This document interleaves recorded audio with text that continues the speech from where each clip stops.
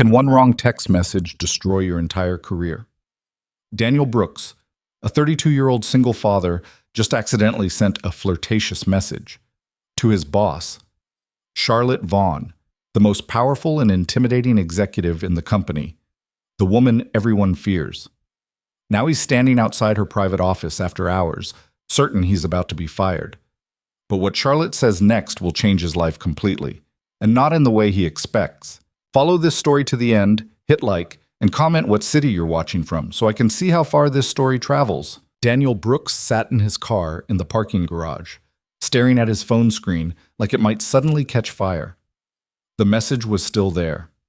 Sent. Delivered. Read. Hey, beautiful. Can't stop thinking about last night. When can I see you again? Except he hadn't sent it to Jessica, the woman he'd been casually seeing for 3 weeks. He'd sent it to Charlotte Vaughn, his boss, the vice president of operations. The woman whose heels clicked down hallways like a countdown timer before an explosion. Oh God! Daniel's forehead hit the steering wheel. Oh God, oh God, oh God! His phone buzzed. My office, tomorrow, 8 a.m. sharp. That was it. No emotion. No context. Just a summons. Daniel looked at the clock on his dashboard. 11:47 p.m. He'd been sitting here for 20 minutes, paralyzed. He should go home. His daughter Mia was with Mrs. Chen next door, probably already asleep. He had to pick her up, get her ready for school in the morning, pack her lunch, sign that permission slip for the field trip. How was he supposed to do any of that knowing he'd just torched his entire life? The job at Harmon & Lyle paid $72,000 a year. It covered rent, groceries, Mia's after-school program, her asthma medication. It wasn't glamorous, but it was stable. And stability was everything when you were raising a 7-year-old alone. Daniel pressed his palms against his eyes. He wanted to scream. He wanted to throw the phone out the window. Instead, he started the car and drove home through empty streets, his mind racing through every possible scenario tomorrow morning could bring. None of them ended well. Mrs. Chen opened her door before Daniel could knock, like she'd been waiting by the window. Long night? She asked, eyeing him carefully. Something like that. Daniel tried to smile. It probably looked more like a grimace. Thanks for watching her. Mia's an angel. You know that. Mrs. Chen stepped aside so he could see into her living room, where his daughter was curled up on the couch under a knitted blanket, fast asleep. She finished her homework, ate all her vegetables, and only asked about you 6 times instead of the usual 12. Daniel felt his chest tighten. I'm sorry. I know it was last minute. Stop. Mrs. Chen waved him off. You're a good father, Daniel. You work hard. Sometimes that means late nights. Mia understands more than you think. He carefully lifted his daughter into his arms. She stirred, blinking up at him with sleepy brown eyes. Daddy? Hey, baby, let's get you home. She wrapped her arms around his neck, already drifting back to sleep. Daniel carried her across the hall to their apartment, navigating the familiar path in the dark. He laid her in bed, pulled the covers up to her chin, and kissed her forehead. Love you, Peanut, he whispered. Love you more, she mumbled, not quite awake. Daniel stood there for a moment, watching her breathe. Whatever happened tomorrow, he had to protect this. Her, their life together. He just had no idea how. Daniel didn't sleep. At 6 a.m., he was already showered, dressed in his best shirt, and staring at his reflection in the bathroom mirror like he could will himself into a different reality. His tie was crooked. He fixed it 3 times before giving up. Daddy, you look fancy, Mia announced from the doorway, clutching her stuffed rabbit. Big meeting today. With the scary boss lady? Daniel blinked. How do you know about her? You talk about her sometimes. When you're on the phone with Uncle Greg. Mia climbed onto the bathroom counter, swinging her legs. You said she's really smart, but also really mean. I didn't say mean. I said intense. What's the difference? Good question. Daniel had worked at Harmon & Lyle for 3 years, and in that time, he'd spoken to Charlotte Vaughn directly maybe a dozen times. Most of those conversations lasted less than 30 seconds. She was always moving, always focused, always 3 steps ahead of everyone else in the room. She was brilliant. Everyone agreed on that. She'd restructured the entire operations division, cut costs by 18% without a single layoff, and negotiated deals that made the company millions. She was also terrifying. People didn't cross her. They didn't joke with her. They certainly didn't send her flirty text messages meant for someone else. "Daddy?" Mia tugged on his sleeve. "You okay?" "Yeah." Daniel forced a smile. "Just thinking." "About what?" "How lucky I am to have you." She wrinkled her nose. "That's mushy." "It's true." He lifted her off the counter, spinning her once before setting her down. "Now go get dressed. We've got 15 minutes before we need to leave." Daniel dropped Mia at school, watched her run toward her best friend Emma, and sat in the parking lot for 5 full minutes trying to gather the courage to drive to the office. His phone buzzed. "Where are you?" It was from Tom, his cubicle neighbor, and the closest thing he had to a friend at work. "On my way." "Why?" "Charlotte's been pacing her office since 7:30. Everyone's freaked out." "What did you do?" Daniel didn't answer. He put the car in drive and headed toward his execution. Boo! The office was a glass and steel monument to corporate efficiency, all clean lines and neutral colors. Daniel's cubicle was on the 4th floor, tucked between Tom and a woman named Sandra, who listened to true crime podcasts without headphones. Charlotte's office was on the 6th floor, the executive floor, the place where decisions were made and careers were ended. Daniel stepped off the elevator at 7:58 a.m. The hallway was quiet except for the hum of the HVAC system. Charlotte's assistant, a sharp-eyed woman named Diane, glanced up from her desk. "She's expecting you," Diane said, her tone unreadable. "Go ahead." Daniel knocked twice on the frosted glass door. "Come in." He pushed the door open. Charlotte Vaughn stood by the floor-to-ceiling windows overlooking the city, her back to him. She wore a charcoal gray suit that probably cost more than his monthly rent. Her dark hair was pulled back in a sleek ponytail, not a strand out of place. "Close the door," she said without turning around. Daniel did.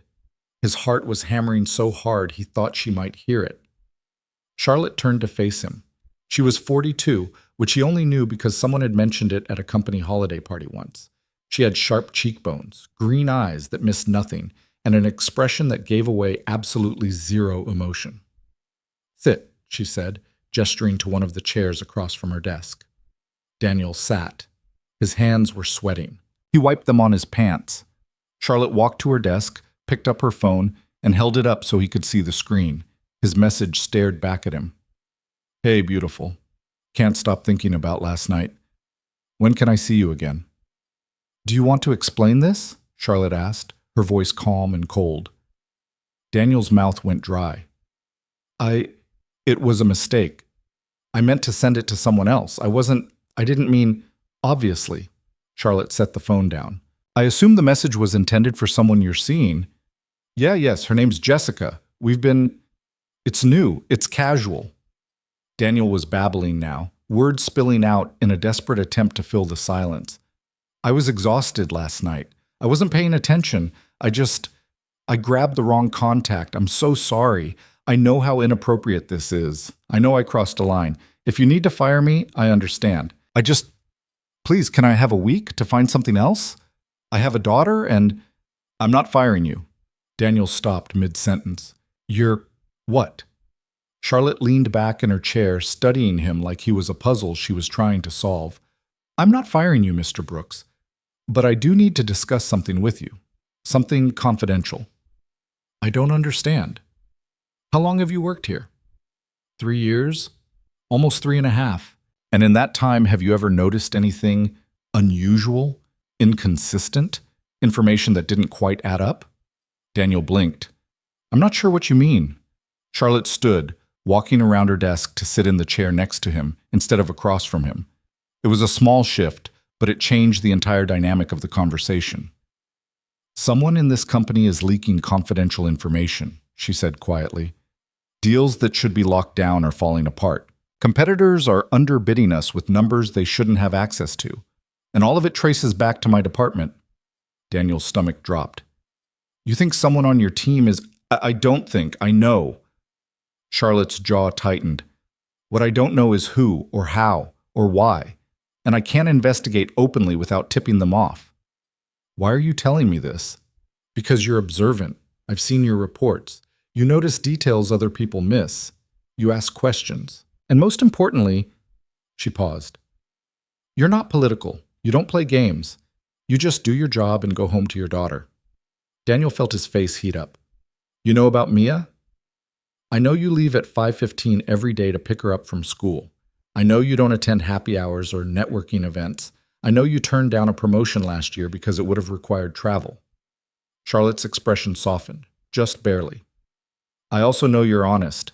That message last night? Embarrassing, yes, but it told me something important. What? That you make mistakes like everyone else. That you're human. And that you don't have the capacity to lie convincingly. She almost smiled. Almost. I need someone I can trust, Mr. Brooks. Someone who isn't tangled up in office politics or alliances. Someone who can help me figure out what's happening before this company suffers irreparable damage. Daniel stared at her. You want me to, what, spy on people? I want you to pay attention. Listen. Watch. Report back to me if you see anything that doesn't fit. Charlotte leaned forward slightly. I'm not asking you to put yourself in danger. I'm asking you to help me protect this company. And yes, I'm aware that's asking a lot from someone I just humiliated with an HR-worthy text message. You didn't humiliate me, Daniel said quietly. I humiliated myself. Fair enough. Charlotte stood, extending her hand.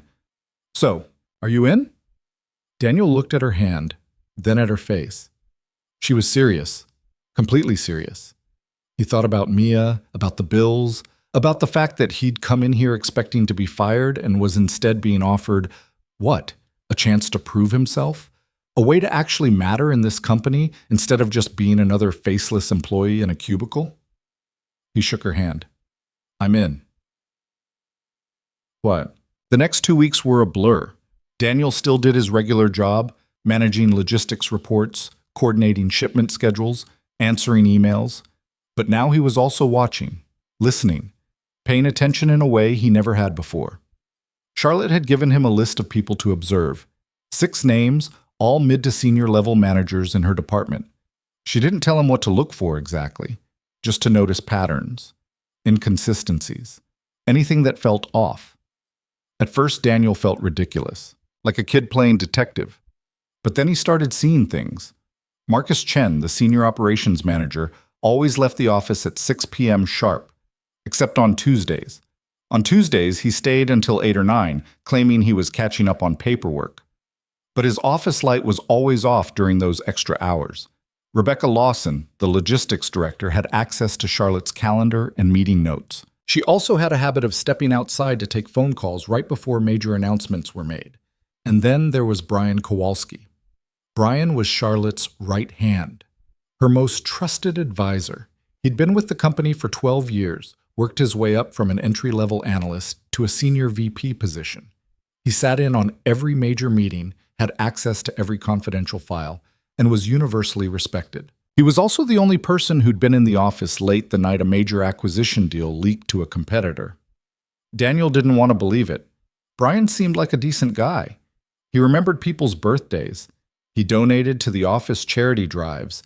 He'd even helped Daniel once, months ago, when a shipment got lost and Daniel was panicking about how to explain it to his supervisor. But the more Daniel watched, the more things didn't add up. Brian would leave his computer unlocked when he stepped away. He'd take folders from Charlotte's office and return them hours later. And twice, Daniel had walked past Brian's office late at night and heard him on the phone, his voice low and urgent, saying things like, "Not yet," and "They don't suspect anything." Daniel started taking notes. Not on company systems. Charlotte had warned him against leaving a digital trail. Instead, he used an old notebook he kept in his car, writing down dates, times, observations. He met with Charlotte once a week, always after hours, always in her office with the door closed. She'd listen to his reports with that same unreadable expression, asking sharp, pointed questions that forced him to think harder about what he'd seen. "You're good at this," she said one evening, reviewing his notes. "I'm just writing down what I see." "That's exactly what makes you good at it." Charlotte handed the notebook back. "Most people see what they expect to see. You see what's actually there." Daniel felt a strange warmth spread through his chest at the compliment. He tried to ignore it. Their meeting started lasting longer. At first it was just business, reviewing observations, discussing next steps. But then Charlotte started asking him other questions. About Mia. About how he managed being a single parent. About what he did for fun. If he had time for fun. Not really, Daniel admitted one night. They were sitting in her office at almost 9 p.m., the city lights glittering below them. Most of my free time goes to Mia, which is fine. She's the best part of my day. What happened with her mother? Charlotte asked. Then immediately, I'm sorry, that's too personal. No, it's okay. Daniel leaned back in his chair. We were young, too young. I was 24, she was 23. We weren't ready. I thought we could make it work, but she didn't. She left when Mia was 6 months old, signed away her parental rights. I haven't heard from her since. Charlotte was quiet for a moment. That must have been terrifying. It was. I had no idea what I was doing. I couldn't even change a diaper without calling my mom for instructions. Daniel smiled at the memory. But you figure it out. You have to. You're a good father, Charlotte said softly. How do you know? Because you're here. Because you show up. Because you care enough to try. She paused. That's more than a lot of people do. There was something in her tone that made Daniel look at her more closely.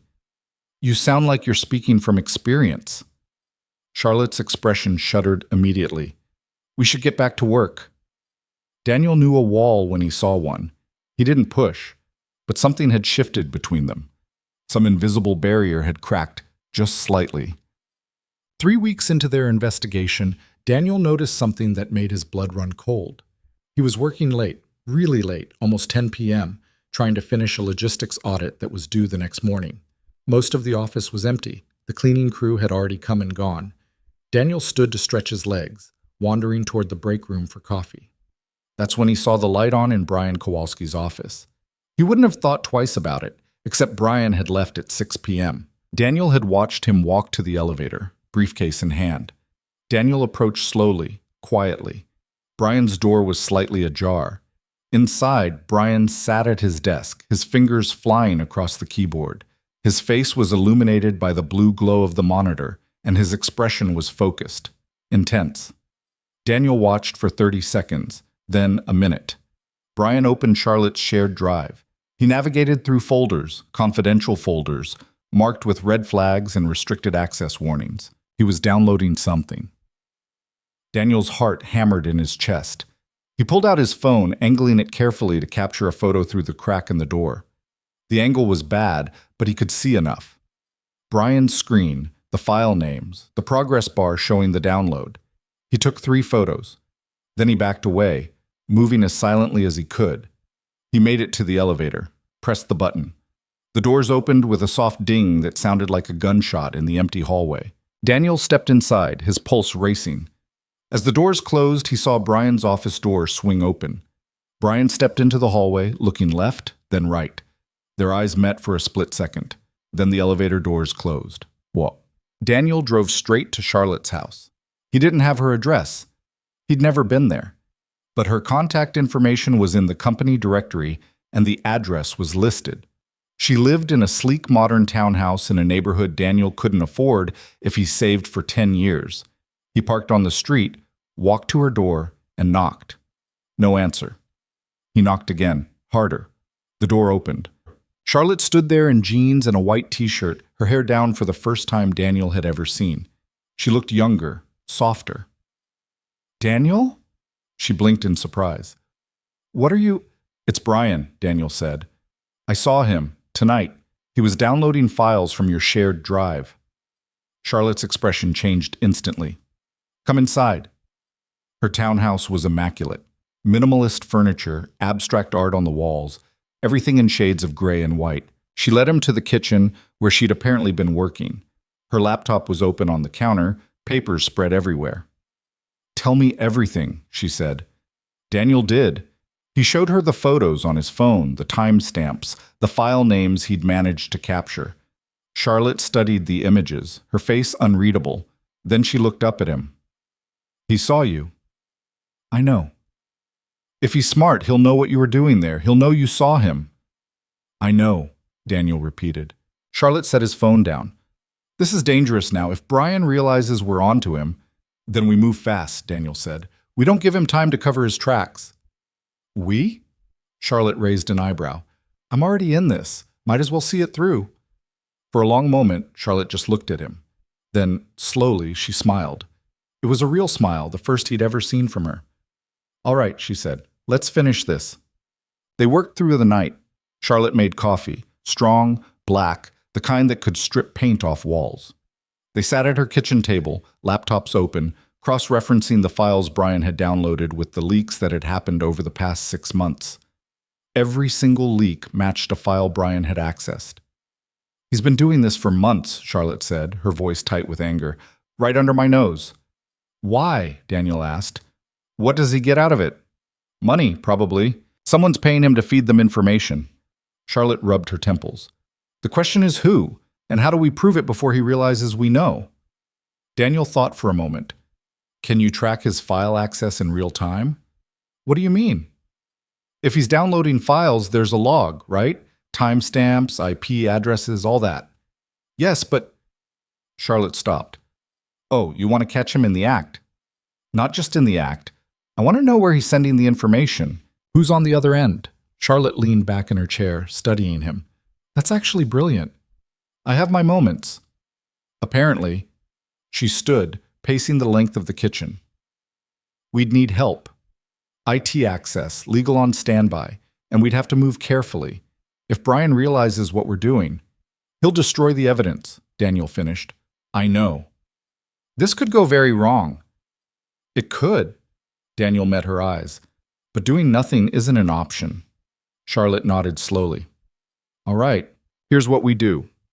The plan was simple, at least on paper. Charlotte would set a trap. She'd create a fake confidential file, a merger proposal that didn't actually exist, and mark it with the highest level of security clearance. Then she'd mention it in a meeting with her senior staff, Brian included. If Brian took the bait and accessed the file, they'd have him. And then what? Daniel asked. Then we bring in legal and security. We confront him with the evidence, and we make sure he doesn't walk away from this. It sounded easy. It sounded clean. Daniel knew it wouldn't be either. What? The meeting happened on a Thursday afternoon. Daniel wasn't invited. He wasn't senior enough, but Charlotte filled him in afterward. I told them we're considering a merger with Kellerman Industries, she said. They were in her office, the door closed, speaking in low voices. Big deal, huge numbers, completely confidential. Brian asked about the timeline. He seemed very interested. Do you think he'll go for it? If he's been taking money from a competitor, he won't be able to resist. Charlotte pulled up her computer. IT is monitoring his access in real time. If he so much as opens that file, we'll know. They waited. 4 hours. 5. At 8:47 p.m., Charlotte's computer pinged. He's in, she whispered. Daniel watched over her shoulder as the log updated in real time. Brian had accessed the fake merger file. He was downloading it. Got you, Charlotte breathed. Then her phone rang. She answered, listened. Her expression darkened. He's not downloading, she said quietly. He's transferring directly to an external server. Can you trace it? It's trying, but... Charlotte stopped. Oh no. What? He's not alone. There's someone else in the system. Someone with admin-level access. She looked at Daniel, her face pale. They're trying to wipe the logs. Can they do that? If they're fast enough, yes. Daniel's mind raced. Then we don't wait for the logs. We go now. Daniel? He's still in his office, right? Transferring the files. Charlotte checked her screen. Yes, but then we confront him. Now. Before whoever's helping him can cover their tracks. Charlotte stood. For a moment, Daniel thought she'd argue. Tell him it was too risky, too dangerous. Instead, she grabbed her phone. I'll call security. Meet me on the 6th floor in 5 minutes. Well, Daniel took the stairs, his heart pounding. By the time he reached the 6th floor, Charlotte was already there, flanked by 2 security officers and a woman from legal Daniel vaguely recognized. He's still inside, one of the security guards said, gesturing toward Brian's office. Charlotte straightened her jacket. Let's go. They walked down the hallway together, a small army of righteous anger. Charlotte didn't knock. She pushed Brian's door open. Brian looked up, startled. His computer screen was visible. File transfer, 73% complete. "Charlotte," he said, his voice smooth, too smooth. "What's going on?" "You tell me, Brian." Charlotte stepped into the office, Daniel right behind her. "What are you working on so late?" "Just catching up on some reports." Brian's hand moved subtly toward his mouse. "Don't," Charlotte said sharply. "Don't touch that computer." Brian froze. His eyes flicked to the security guards, then to Daniel, then back to Charlotte. "I don't know what you think is happening here. I think you've been selling company secrets for months," Charlotte said, her voice cold and clear. "I think you accessed a confidential merger proposal less than an hour ago, and I think you're currently transferring that information to an external server in direct violation of your employment agreement and possibly several federal laws." Brian's face went pale, then red. "You can't prove that." Actually," the woman from legal said, stepping forward, "we can. It has been monitoring your activity in real time. Everything you've accessed, everything you've downloaded, everything you've transferred, it's all documented." Brian stood slowly. "This is ridiculous. I've worked here for 12 years. I've given everything to this company. To you, Charlotte." "And I trusted you," Charlotte said quietly. "That trust was clearly misplaced." For a moment, Daniel thought Brian might lunge at her. His hands clenched into fists, his jaw tight. Then he laughed. It was a bitter, ugly sound. "You have no idea what you've done," Brian said. "No idea who you're dealing with." "Then enlighten me," Charlotte said. Brian's smile was sharp. "You think I'm the only one? You think I'm working alone?" He shook his head. "This company is rotting from the inside, Charlotte, and you're too blind to see it." One of the security guards stepped forward. "Sir, we need you to step away from the computer." Brian ignored him. His eyes stayed locked on Charlotte. "I made you," he said. "Every deal you closed, every success you celebrated. I was there. I built your career." "And then you tried to destroy it," Charlotte said. "Why?" "Because you stopped listening." Brian's voice rose. "You stopped seeing me. I was just another employee to you, just another tool to use and discard." Charlotte's expression didn't change. "So you betrayed me. You betrayed this company because your feelings were hurt." "No." Brian's voice dropped to a whisper. "I betrayed you because someone offered me something you never did. Respect, appreciation, a future." "Who?" Daniel asked. Everyone turned to look at him. He hadn't meant to speak, but the question had escaped before he could stop it. Brian's eyes narrowed. "You, the single dad from the 4th floor, Charlotte's new pet project." He laughed again. "Did she tell you why she really picked you? It's not because you're smart, Brooks. It's because you're desperate, expendable, someone she can use and throw away when this all goes south." Daniel felt the words like a punch to the gut. He looked at Charlotte. Her face was stone. "That's enough," she said. "Security, escort Mr. Kowalski out of the building. Legal will be in touch regarding next steps." Brian didn't resist. As the guards led him toward the door, he looked back one last time. "This isn't over," he said. Then he was gone. The office was silent. Charlotte stood by Brian's desk, staring at the computer screen. The file transfer had completed. 100%. "We need to see where it went," the legal representative said. "It's already on it," Charlotte replied. Her voice was steady, but Daniel could see the tension in her shoulders, the way her hands were clenched at her sides. "Ms. Vaughn," the woman from legal began, "we'll need full statements from both you and Mr. Brooks, and we'll need to secure all of Mr. Kowalski's files and communications. This is going to be a long night." Charlotte nodded. "I understand." The woman left, the security guards following. Daniel and Charlotte stood alone in Brian's office. "Are you okay?" Daniel asked quietly. Charlotte didn't answer. She walked to the window, looking out at the city below. "He was right about one thing," she said finally. "What?" "I stopped seeing him. Not as a person. I saw him as a function, a role. She turned to face Daniel. I did that to a lot of people, including you, probably. Charlotte, that message you sent me, that mistake. She smiled faintly. It made you real to me. Human. Flawed. And I realized I'd spent so long building walls around myself that I forgot what it was like to actually connect with someone. Daniel's throat felt tight. I don't think you're cold. I think you're careful. There's a difference? Yeah. One's a defense mechanism. The other's just self-preservation. Charlotte studied him for a long moment. Then she crossed the room and stood directly in front of him. Thank you, she said, for helping me, for taking this risk, for being honest. You're welcome. They stood there, close enough that Daniel could see the faint freckles on her cheekbones, the gold flecks in her green eyes. Then Charlotte's phone rang. She stepped back, answering it, listened. Her expression hardened. Understood. I'll be right there. She hung up. It found where the files went. We need to go. Now. Where? Charlotte grabbed her coat. The boardroom. Apparently we have a much bigger problem than Brian Kowalski. The boardroom was on the 7th floor, a space Daniel had only seen once during his new employee orientation 3 years ago.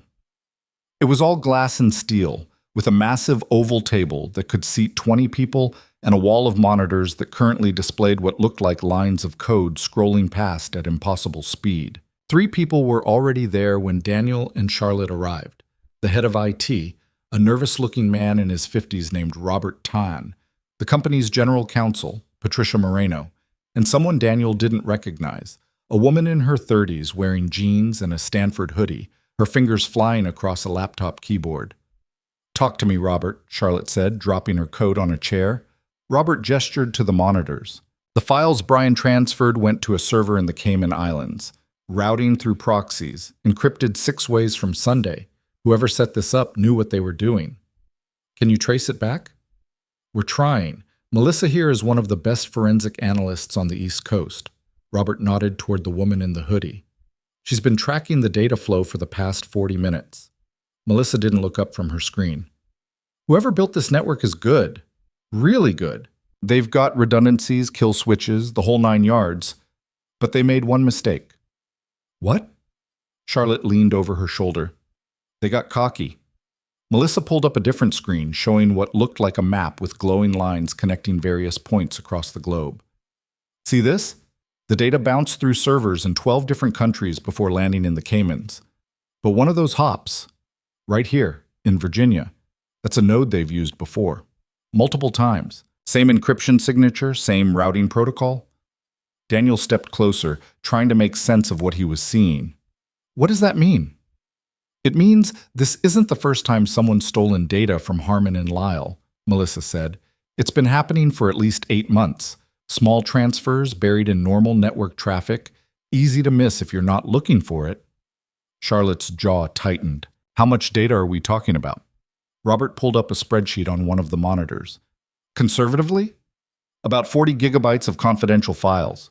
Client information, merger proposals, financial projections, proprietary research. Everything someone would need to systematically dismantle this company's competitive advantage. The room went silent. Patricia Moreno, who'd been taking notes on a legal pad, looked up. Charlotte, if this gets out, if our clients find out their information has been compromised, we're looking at lawsuits, regulatory investigations, potential criminal charges. The board will demand answers, and they'll want someone to blame. I'm aware, Charlotte said quietly. Are you? Patricia's tone wasn't unkind, but it was firm. Because right now, all of this traces back to your department, your access credentials, your team. If we can't prove who's behind this and stop it tonight, you're going to be the scapegoat. Charlotte met her eyes. Then we'd better figure it out. Melissa's computer beeped. She swore under her breath. What is it? Robert asked.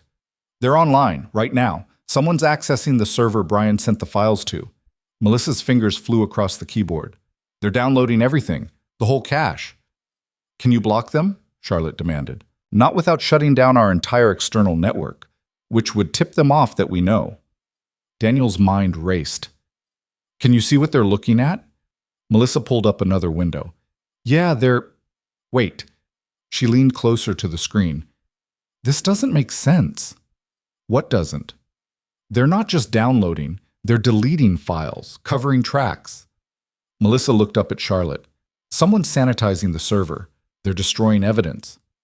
Charlotte's face went pale. How long until they're done? At this rate? Maybe 10 minutes.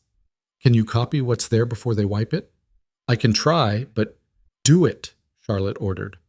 Robert, I need a full audit of everyone who had access to my department's files in the last year. Patricia, start drafting documentation for everything that's happened tonight. We need a paper trail that's airtight. Everyone moved at once, the room erupting into focused chaos. Daniel stood there feeling useless. This was so far beyond his skill set, it might as well have been quantum physics. He was a logistics coordinator. He tracked shipments and managed spreadsheets. He had no idea how to fight a cyber attack, but he knew how to notice things.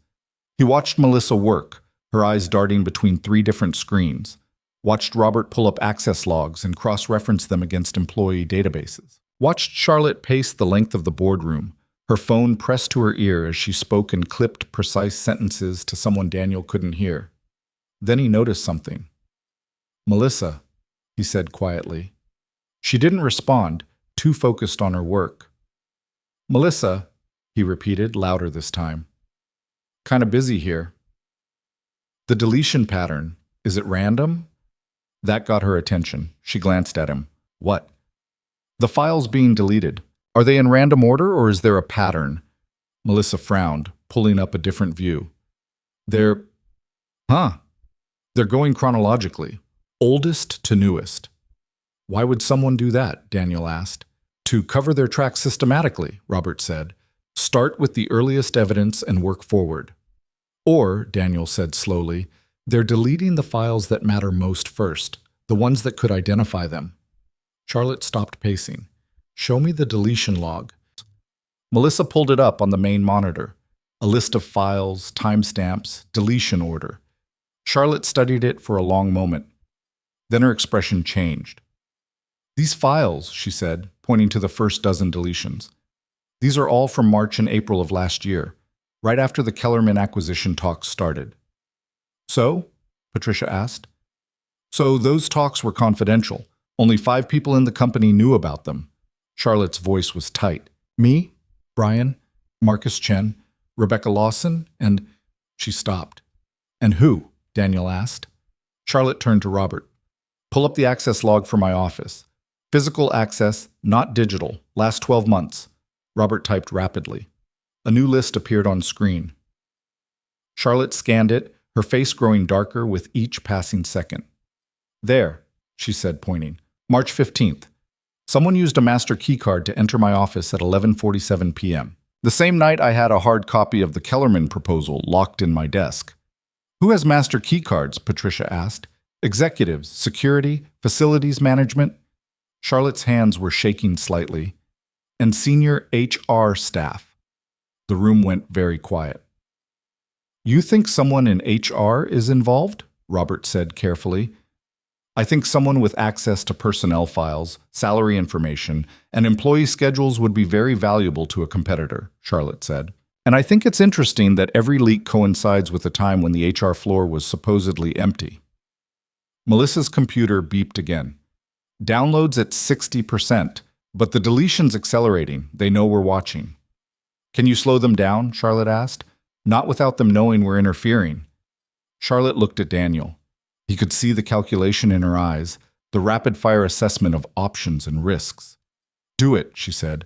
Slow them down. I don't care if they know we're watching. I care about preserving evidence. Melissa nodded and started typing. Charlotte turned to Patricia. I need a list of everyone in HR with after-hours building access, and I need it 5 minutes ago. Patricia was already on her phone.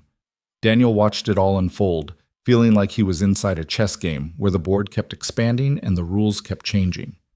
Every answer they found led to 3 more questions. Every piece of evidence pointed in a different direction. His phone buzzed. A text from Mrs. Chen. Mia's asking about you. Everything okay? Daniel glanced at the clock. 11:23 p.m. He should have been home hours ago.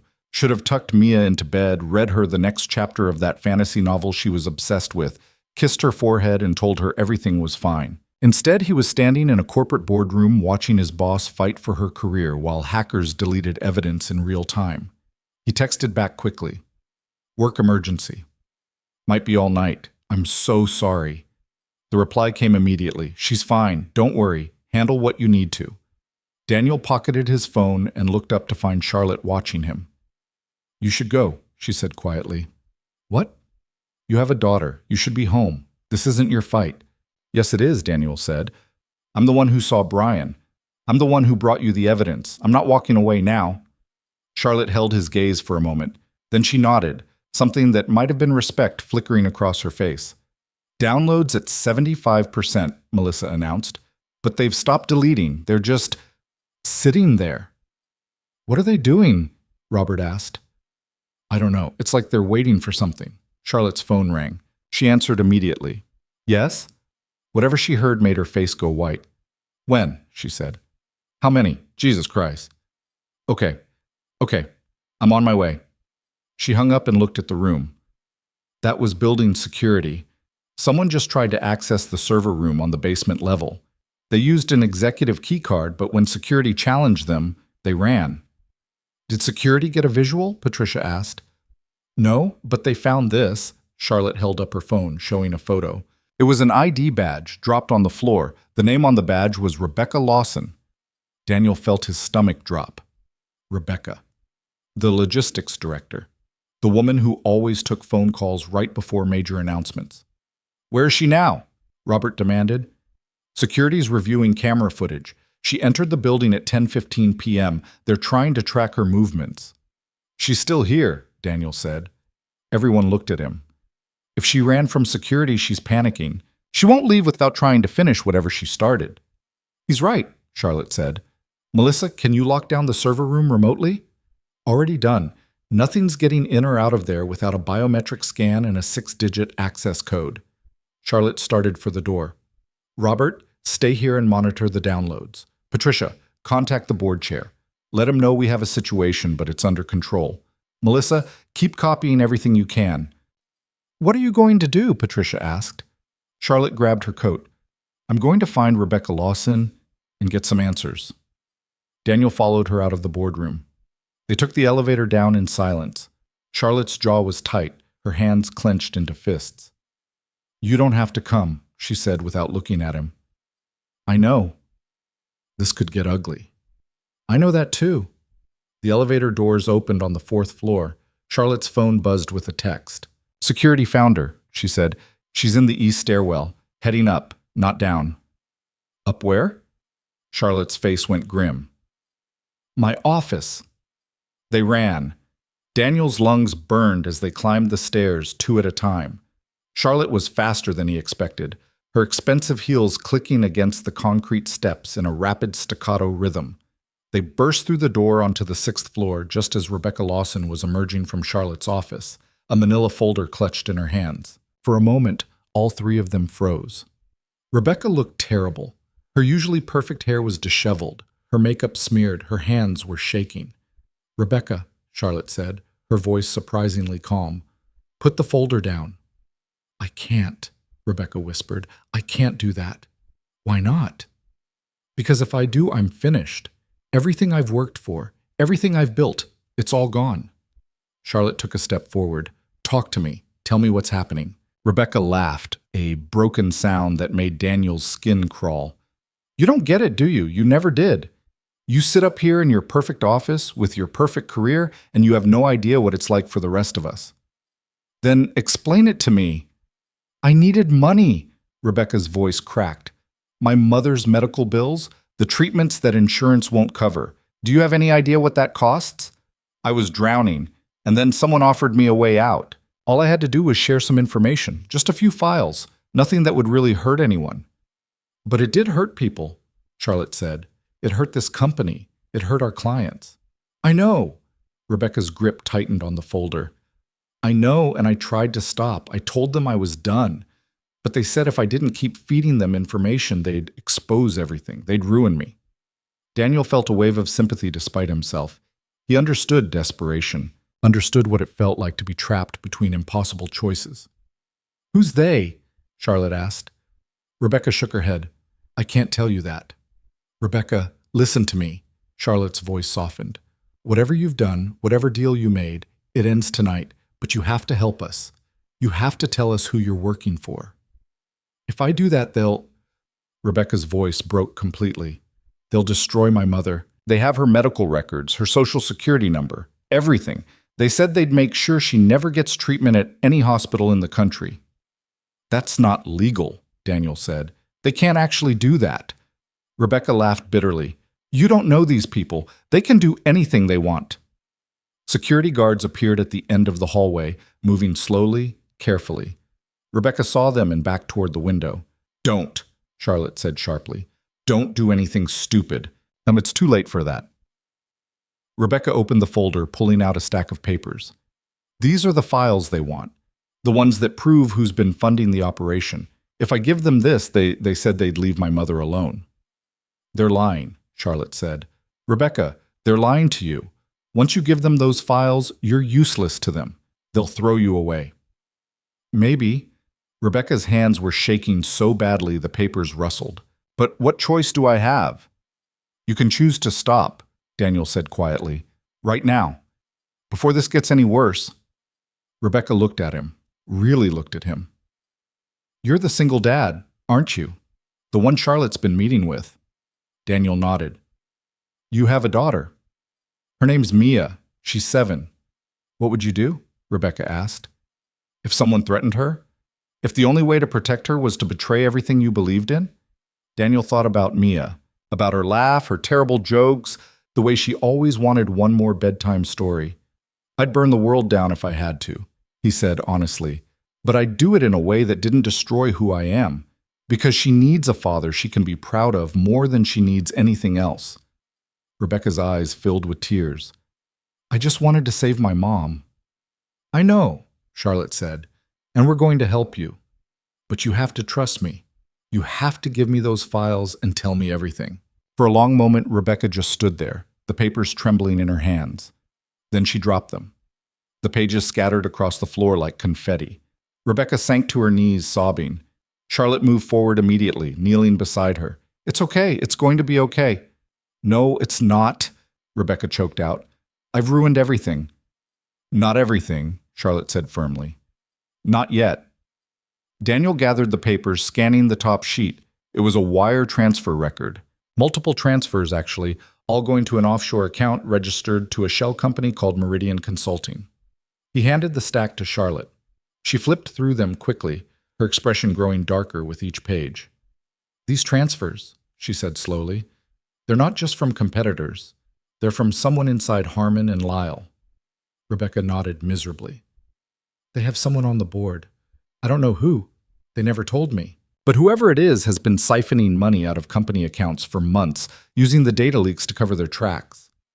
Charlotte stood, the papers clutched in her hand. How much money? I don't know exactly. Millions, probably. Jesus Christ. The security guards reached them. Charlotte held up a hand. It's all right. Miss Lawson is cooperating. She looked at Rebecca. Aren't you? Rebecca nodded, wiping her eyes.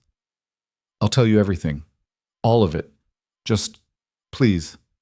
My mother. We'll protect her, Charlotte said. I give you my word. One of the guards helped Rebecca to her feet. Charlotte turned to Daniel. Take these files to the boardroom. Give them to Patricia. Tell her we need an emergency board meeting, tonight. Every member, no exceptions. Charlotte, it's almost midnight.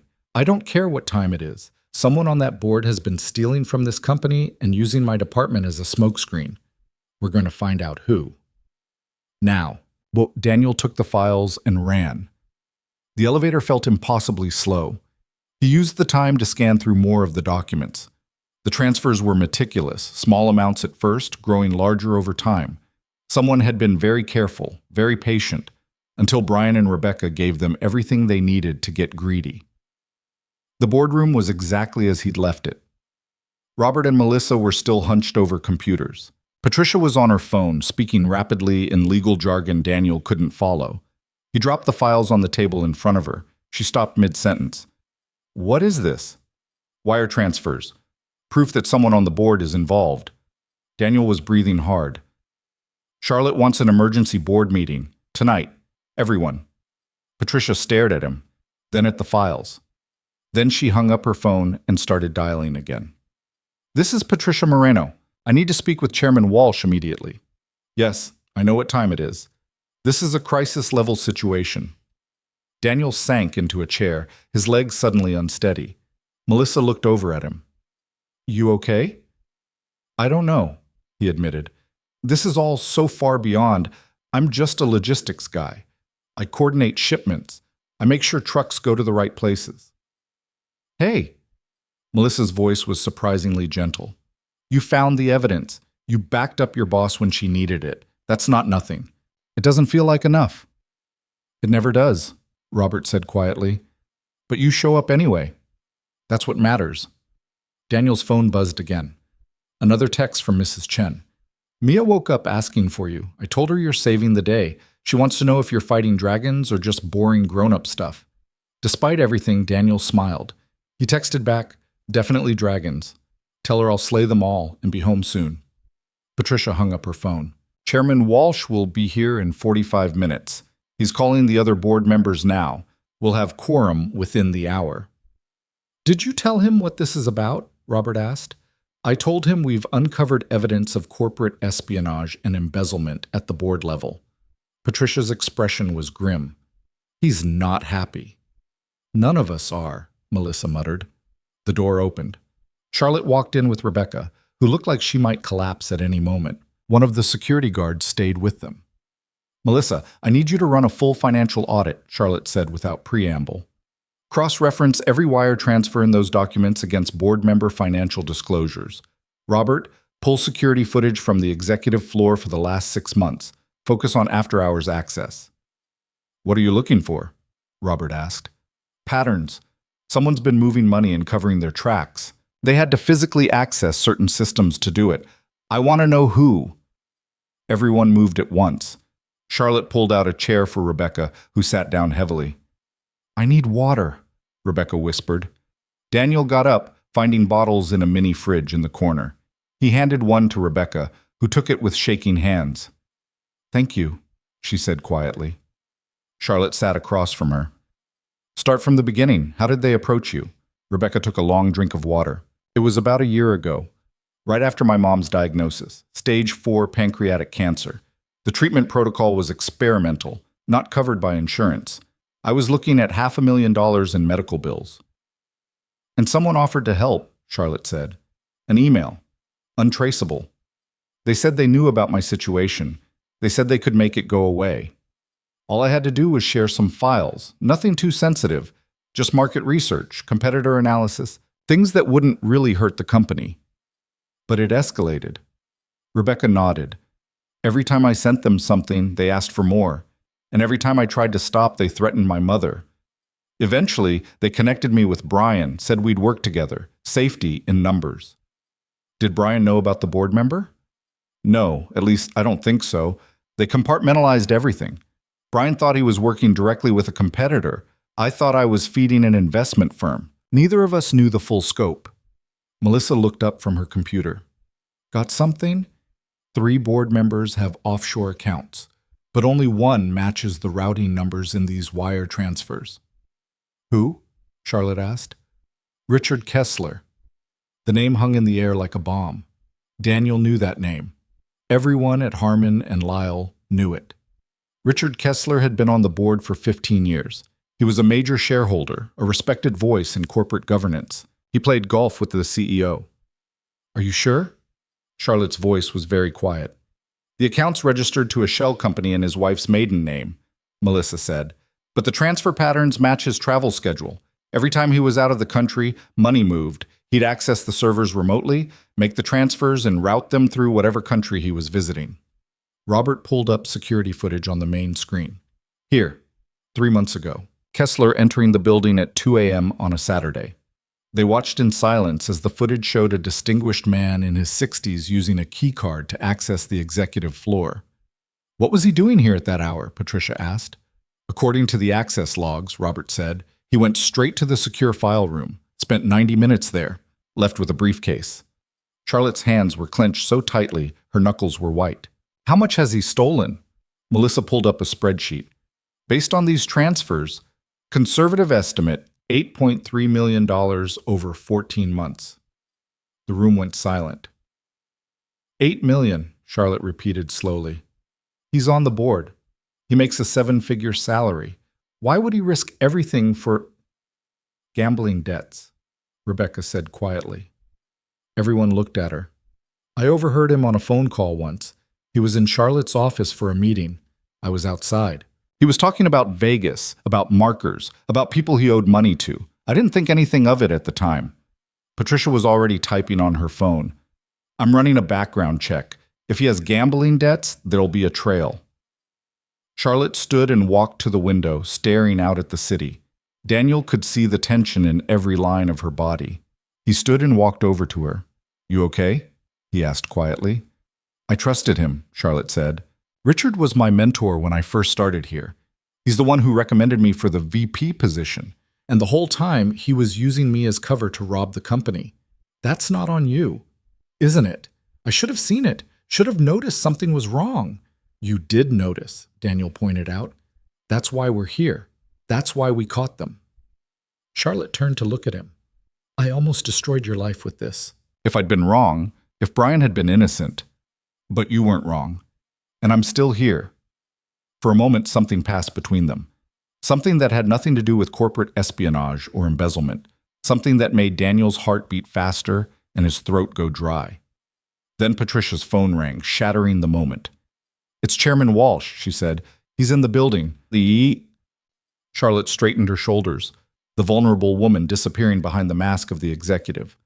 All right, let's do this. The boardroom filled quickly over the next 30 minutes. 7 board members in total, all looking varying degrees of confused and irritated at being summoned to the office after midnight. Richard Kessler was the last to arrive, impeccably dressed despite the hour, his silver hair perfectly styled. Charlotte, he said warmly, what's all this about? Walsh said it was urgent. Charlotte didn't answer. She just watched him take his seat at the table. Chairman Walsh, a stern man in his 70s, called the meeting to order. Ms. Vaughn, you have the floor. This had better be good. Charlotte stood. Daniel watched from his position near the back of the room, feeling like an intruder at someone else's funeral. Over the past 6 months, Charlotte began, Harmon and Lyle has suffered a series of information leaks that have cost us deals, clients, and our competitive advantage. Tonight, we discovered why. She gestured to Melissa, who pulled up the wire transfer records on the main screen. Someone has been systematically stealing confidential data and selling it to competitors. But that was just a smokescreen. The real crime was embezzlement, $8.3 million, transferred to offshore accounts over 14 months. The board members erupted in shocked conversation. That's a serious accusation, one of them said. Do you have proof? We have wire transfers, access logs, and security footage, Patricia said, standing.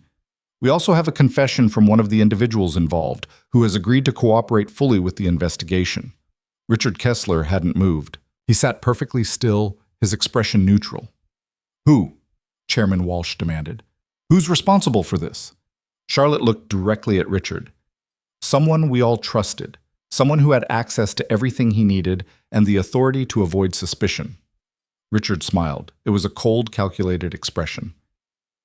Charlotte, if you're about to accuse me of something, I'd choose your words very carefully. Defamation is a serious matter. So is embezzlement, Charlotte replied. And fraud, and corporate espionage. She nodded to Melissa, who pulled up the security footage of Richard entering the building at 2 a.m.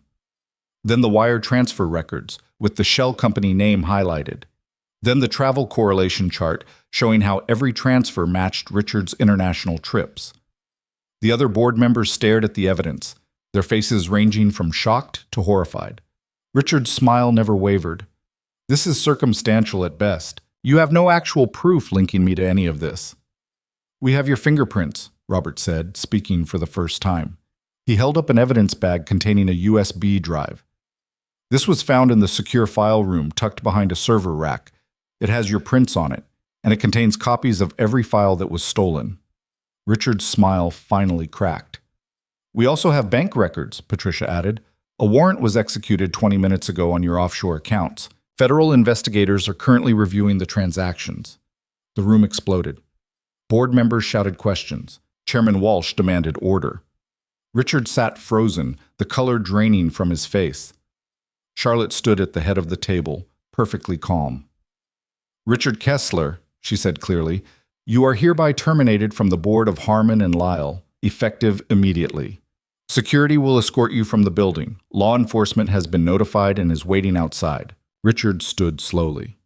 For a moment, Daniel thought he might try to run, or fight, or argue. Instead, he looked at Charlotte with something that might have been respect. "You're better at this than I gave you credit for," he said quietly. "I learned from the best," Charlotte replied, "and then I learned what not to do." Security moved in. Richard didn't resist as they led him toward the door. As he passed Daniel, he stopped. "You," he said, "the logistics coordinator. You're the one who figured it out, aren't you?" Daniel met his eyes. "I just noticed things didn't add up." Richard laughed, a hollow sound. "Careful, son. Noticing things in this business can be dangerous." Then he was gone. The boardroom dissolved into chaos. Board members arguing, lawyers conferring, phones ringing. Daniel slipped out quietly, finding his way to an empty conference room down the hall. He sat in the dark, his hands shaking with delayed adrenaline. The door opened. Charlotte stepped inside. "You left," she said. "Seemed like a private moment for the board. You earned the right to be there." Daniel shook his head. "I'm just a guy who sent the wrong text message." Charlotte crossed the room and sat in the chair next to his. "You're a lot more than that." They sat in silence for a moment. "What happens now?" Daniel asked. "Federal investigation, lawsuits, probably months of depositions and audits." Charlotte sighed. "But the company will survive. We caught it in time." "And Rebecca?" "She'll cooperate with investigators, probably avoid jail time if she's honest about everything." Charlotte paused. "Her mother's treatment will be covered. I'll make sure of that." "That's generous." "It's necessary. Rebecca made terrible choices, but she was being exploited. There's a difference between evil and desperate." Daniel thought about that. About choices made under pressure. About what people would do to protect the ones they loved. "You should go home," Charlotte said softly. "Your daughter needs you." "Yeah." Daniel stood but didn't move toward the door. "Charlotte, thank you," she said. "For everything, for trusting me, for seeing this through. You would have figured it out without me. Maybe, but it would have taken longer and cost more." She stood as well, close enough that Daniel could smell her perfume. Something subtle and expensive. "I mean it, thank you." "You're welcome." They stood there, neither quite willing to leave. Then Charlotte's phone rang. She answered, listened, and her expression shifted to something Daniel couldn't read. "I understand," she said. "I'll be right there." She hung up and looked at Daniel. "The board wants to meet with me, privately." "Now?" "Now." Charlotte smiled, but it didn't quite reach her eyes. "Apparently we're not done for the night." "Good luck." "I don't believe in luck," Charlotte said, "but I appreciate the sentiment." She walked to the door, then paused. "Daniel, go home. Get some sleep. We'll talk tomorrow." Then she was gone, leaving Daniel alone in the dark conference room with the strange feeling that tonight had changed everything, and he had no idea what came next. Daniel drove home through empty streets, the city quiet except for the occasional taxi or delivery truck. His hands were steady on the wheel now, the adrenaline finally draining away and leaving him hollowed out and exhausted. The dashboard clock read 2:47 a.m. Mrs. Chen's apartment was dark when he pulled into his parking spot. He let himself into his own place as quietly as possible, dropping his keys on the kitchen counter and immediately checking on Mia. She was sprawled across her bed, one leg hanging off the edge, her stuffed rabbit clutched under one arm. Daniel carefully repositioned her, pulling the blanket up. She didn't stir. He stood there for a long moment, just watching her sleep. 7 years old. She had no idea that her father had just helped take down a board member for embezzlement, that he'd spent the night chasing corporate spies and uncovering financial crimes. To her, he was just Dad. The guy who made terrible pancakes and could never remember which stuffed animal was named Mr. Whiskers and which was Captain Fluff. That was exactly how it should be. Daniel showered, the hot water doing little to ease the tension in his shoulders. He kept replaying the night in his head. Rebecca's tears, Brian's rage, Richard Kessler's cold smile as security led him away. And Charlotte, standing in that boardroom like she was born to command it, her voice never wavering even as she dismantled a man's entire life. He fell into bed at 3:30 a.m. and was asleep before his head hit the pillow. The alarm went off 4 hours later. Daniel groaned, slapping at his phone until the noise stopped. His whole body ached, his eyes felt like sandpaper. The temptation to call in sick was overwhelming. Then he heard Mia singing in the bathroom, some pop song she'd learned at school, completely off-key and entirely confident. He smiled despite himself and dragged himself out of bed. Mia was already dressed when he stumbled into the kitchen, wearing mismatched socks and a shirt with a glittery unicorn on it. "You look terrible," she announced cheerfully. "Good morning to you too, Peanut. Mrs. Chen said you were fighting dragons. Did you win?" Daniel poured himself coffee that was probably strong enough to strip paint. "Yeah, we won." "Cool. Can you make waffles?" "We don't have waffle mix." "Then can we get McDonald's?"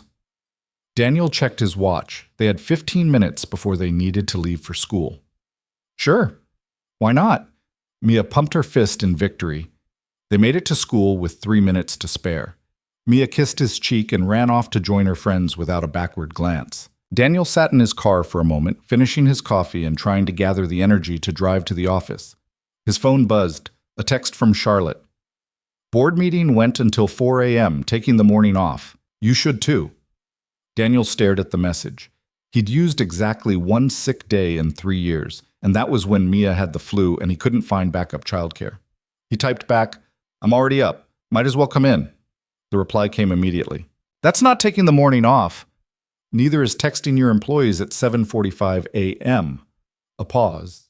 Then, "Fair point. See you at noon?" "See you then." Daniel drove to the office anyway. He couldn't help it. The thought of sitting at home alone with his thoughts sounded worse than facing whatever chaos waited for him at Harmon and Lyle. The 4th floor was surprisingly normal when he arrived.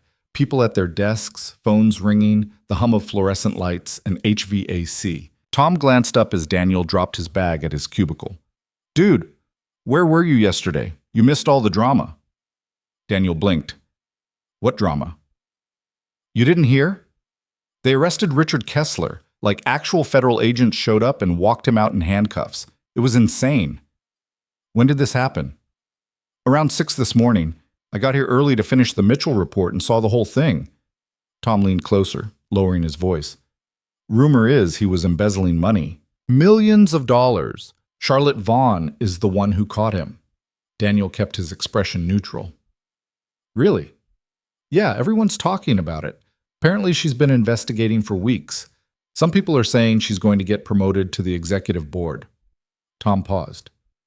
"You work near her office sometimes, right? Did you see anything weird?"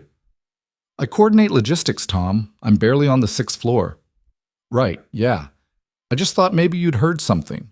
Tom straightened up as their supervisor walked by. "Anyway, crazy stuff. Hey, you want to grab lunch later? There's a new Thai place." "Can't. I've got a meeting at noon." "With who?" Daniel hesitated. "Just a meeting." Tom gave him a strange look but didn't push. Daniel spent the morning trying to focus on work and failing miserably. Every email felt trivial. Every shipment schedule seemed pointless. He kept thinking about Charlotte standing alone in that boardroom while the board members grilled her about the investigation. At 11:45, his phone buzzed again. "My office. When you get a chance." Daniel saved his work and headed for the elevator. The 6th floor felt different in daylight, less ominous, more mundane. Diane, Charlotte's assistant, waved him through without comment. Charlotte was at her desk, staring at her computer screen with an expression Daniel couldn't quite read. She looked tired, more tired than he'd ever seen her. "Close the door," she said without looking up.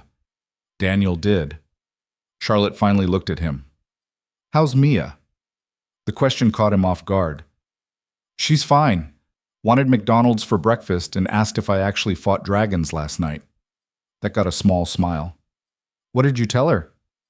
"That we won." "Good." Charlotte closed her laptop. Sit, please. Daniel sat. Charlotte was quiet for a moment, like she was organizing her thoughts. Then, the board met for 3 hours last night after you left. Tom said federal agents arrested Kessler this morning. They did, at his home. His wife was there. It was apparently quite a scene. Charlotte's jaw tightened. He's being charged with wire fraud, embezzlement, and corporate espionage. If convicted, he's looking at 15 to 20 years. How do you feel about that? Honestly, I don't know. Part of me is furious, part of me is sad. He was my mentor. He taught me half of what I know about this business. She paused. And he used me, used my department, put my career at risk to cover his own crimes. Daniel didn't know what to say to that. Charlotte stood and walked to the window, her back to him. The board voted unanimously to terminate him and pursue full restitution. They also voted to restructure the operations division.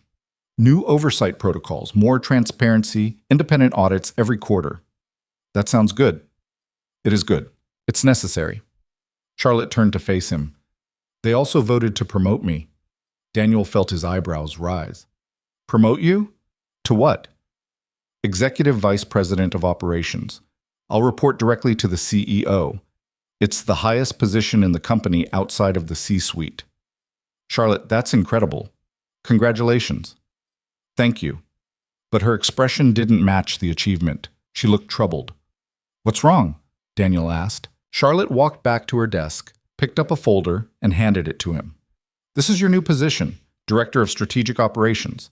Salary increase of 35%, full benefits, direct report to Marcus Chen in the Logistics Division. Daniel opened the folder, scanning the offer letter.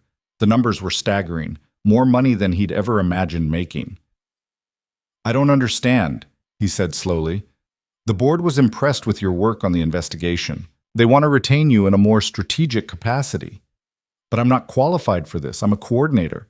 I manage spreadsheets. You uncovered an embezzlement scheme that had gone undetected for over a year. You connected patterns no one else saw. You took risks most people wouldn't. Charlotte's voice was firm. You're more than qualified. Daniel stared at the offer letter, then at Charlotte.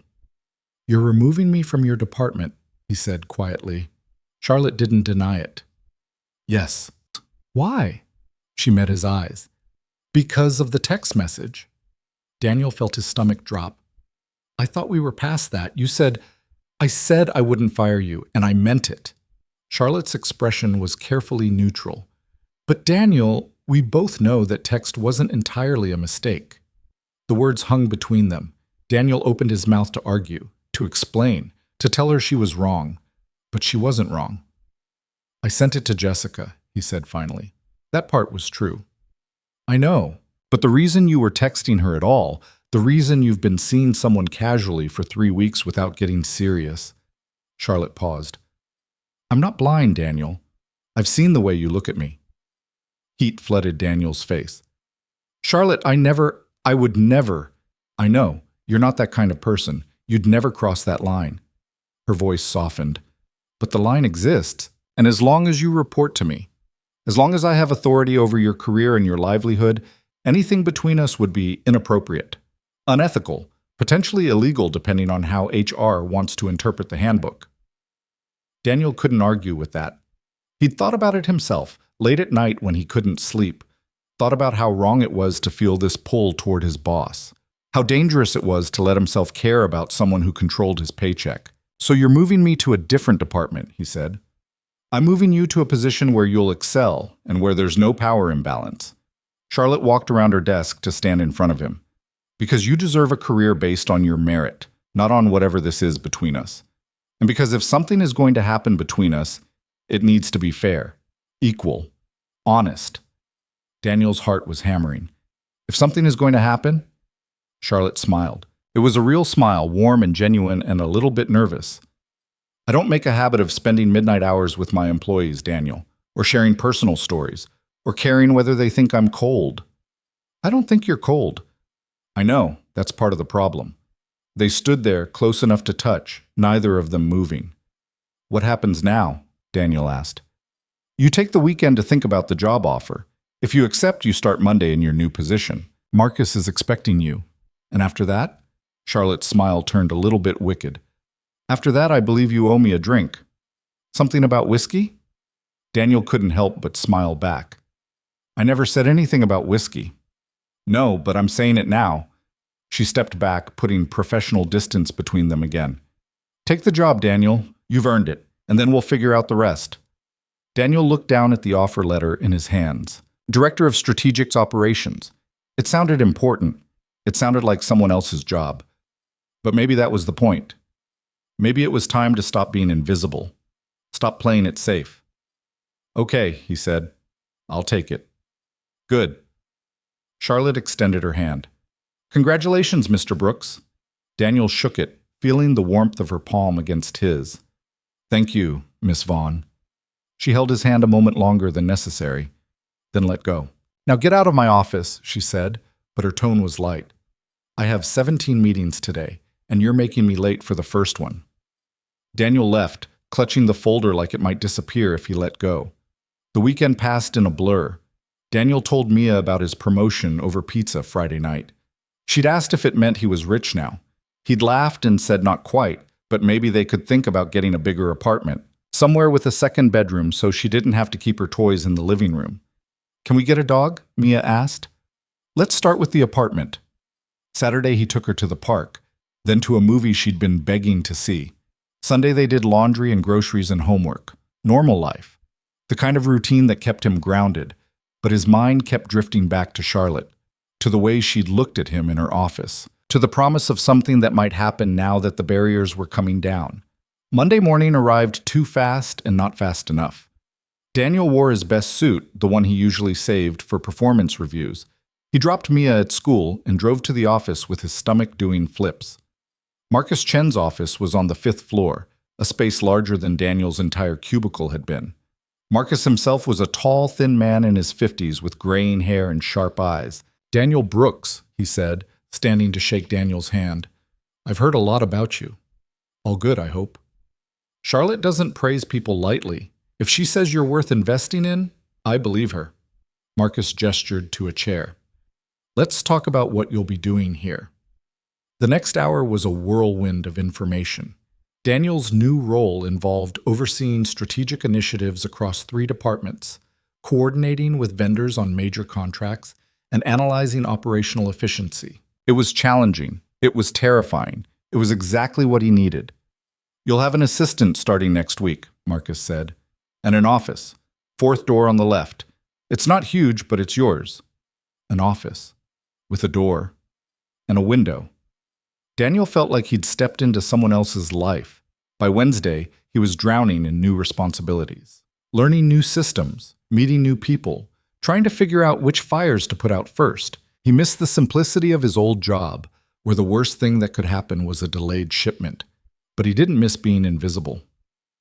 Thursday afternoon, he was reviewing a contract proposal when his office phone rang.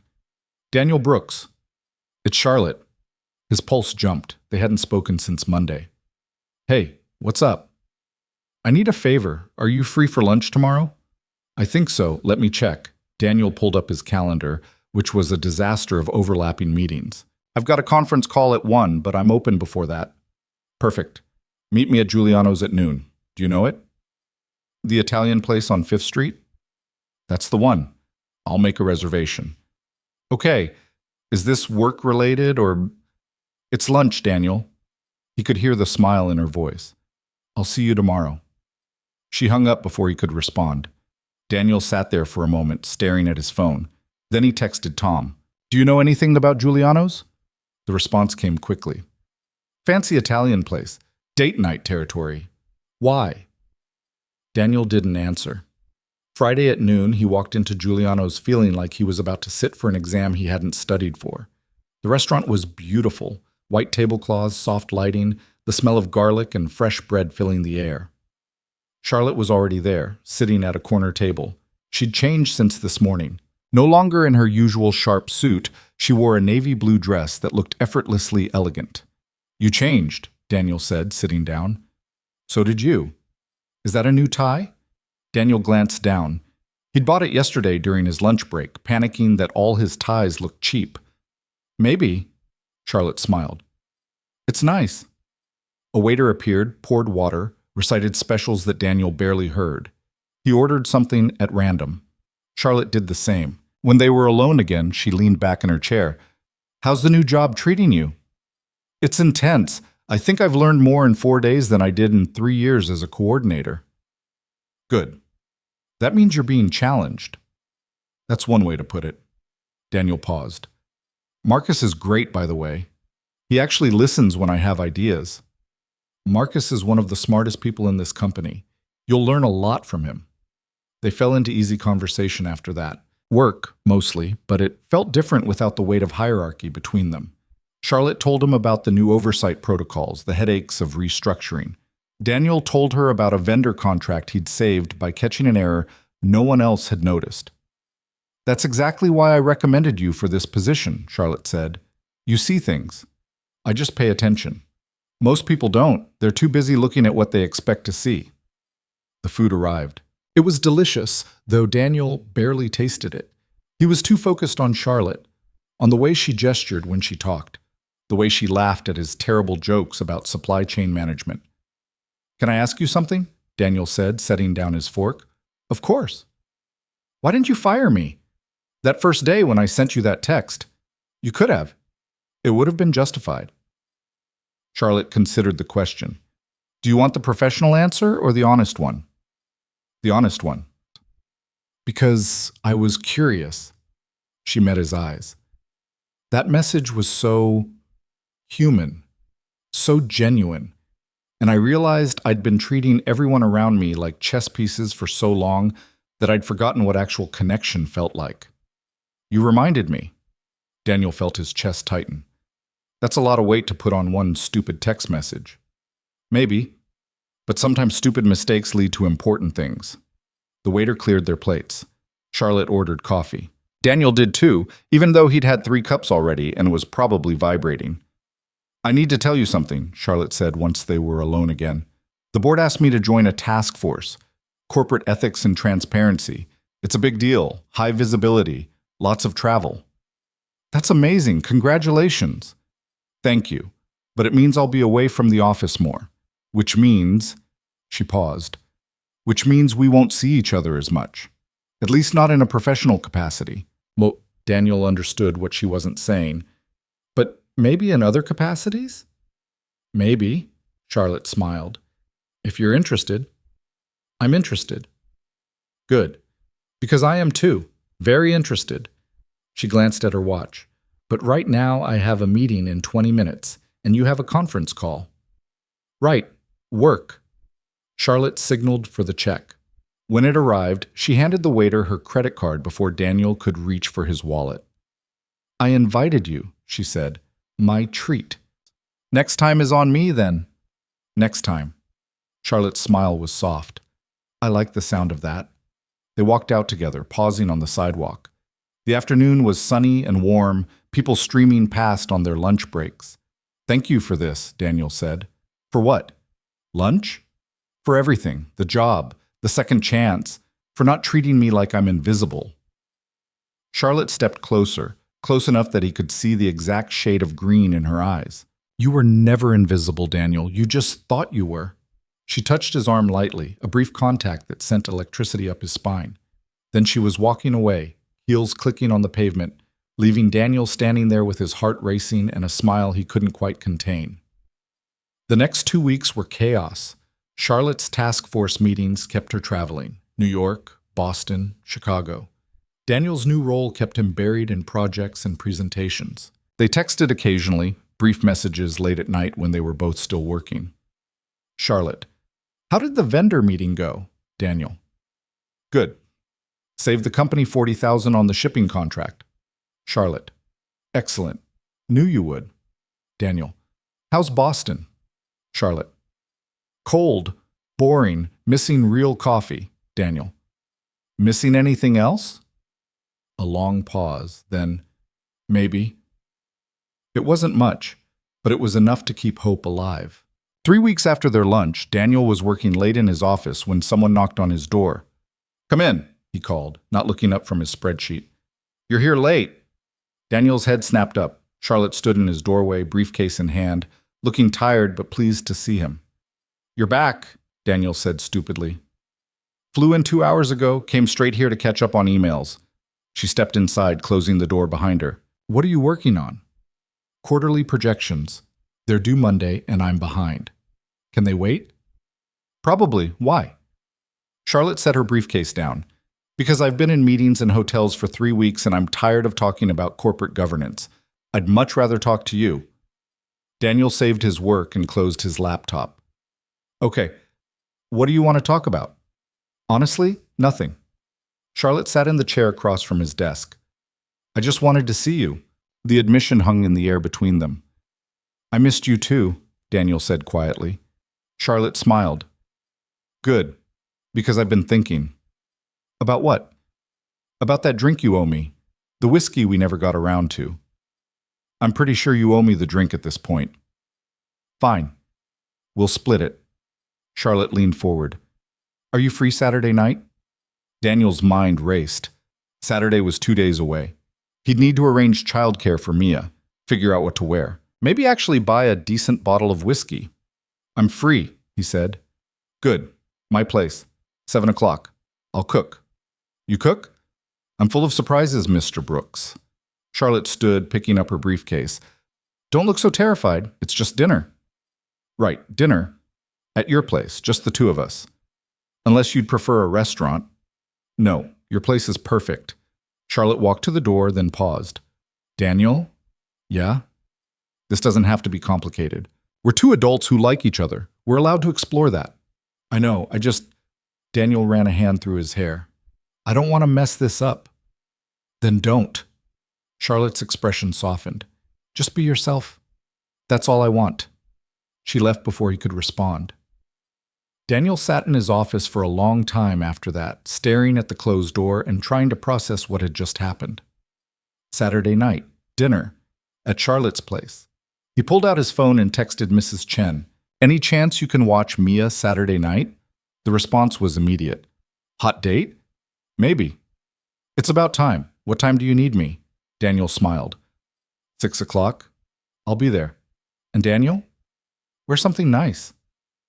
Saturday arrived with agonizing slowness. Daniel spent the morning with Mia at the library, then took her to her friend Emma's birthday party.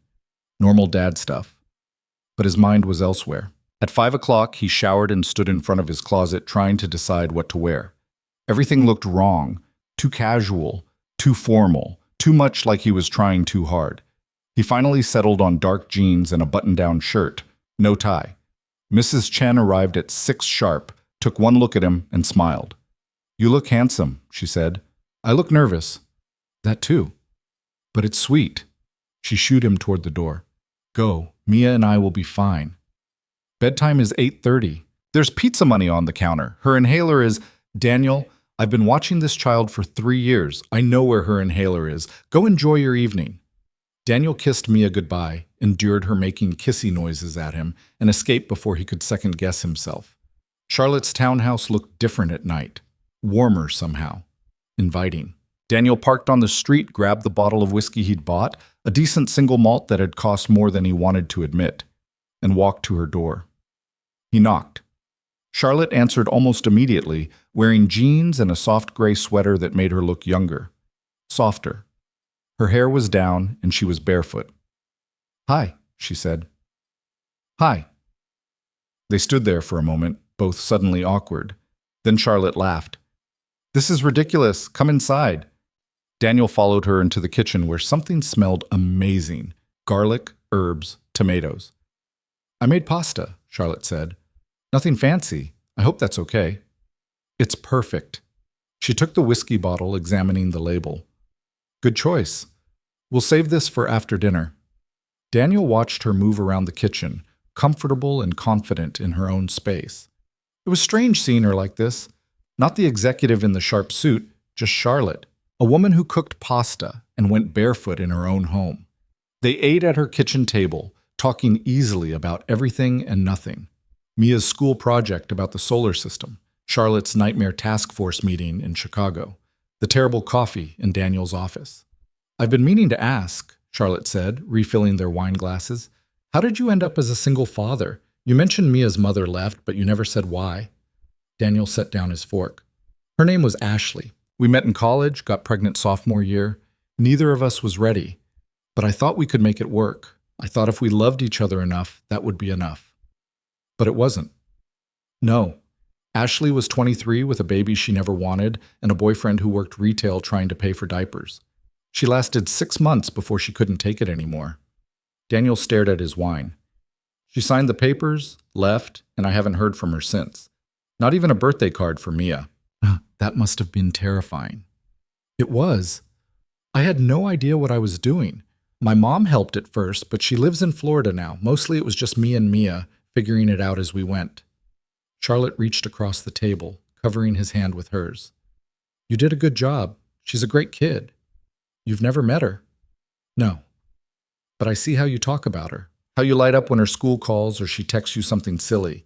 You're a good father, Daniel. The words hit harder than he expected. He'd spent 7 years feeling like he was failing, like he'd trapped himself in a life he never wanted, but maybe he'd been looking at it wrong. Thank you, he said quietly. They finished dinner and moved to the living room with the whiskey. Charlotte poured 2 glasses, neat, and they sat on her couch with a carefully maintained distance between them. Can I ask you something now? Daniel said. Fair is fair. Oh, why did you really recommend me for the director position? And don't give me the line about me being observant. Charlotte swirled her whiskey. Because you reminded me what integrity looks like. Everyone else in that building is playing some kind of angle. Networking, politicking, positioning themselves for the next promotion. But you? You just showed up, did your job, and went home to your daughter. No games, no agenda. That's not integrity. That's just survival. It's both. Charlotte took a sip of whiskey, and I needed someone like that. Someone I could trust completely. Someone who wasn't trying to use me for advancement. And now? Daniel asked.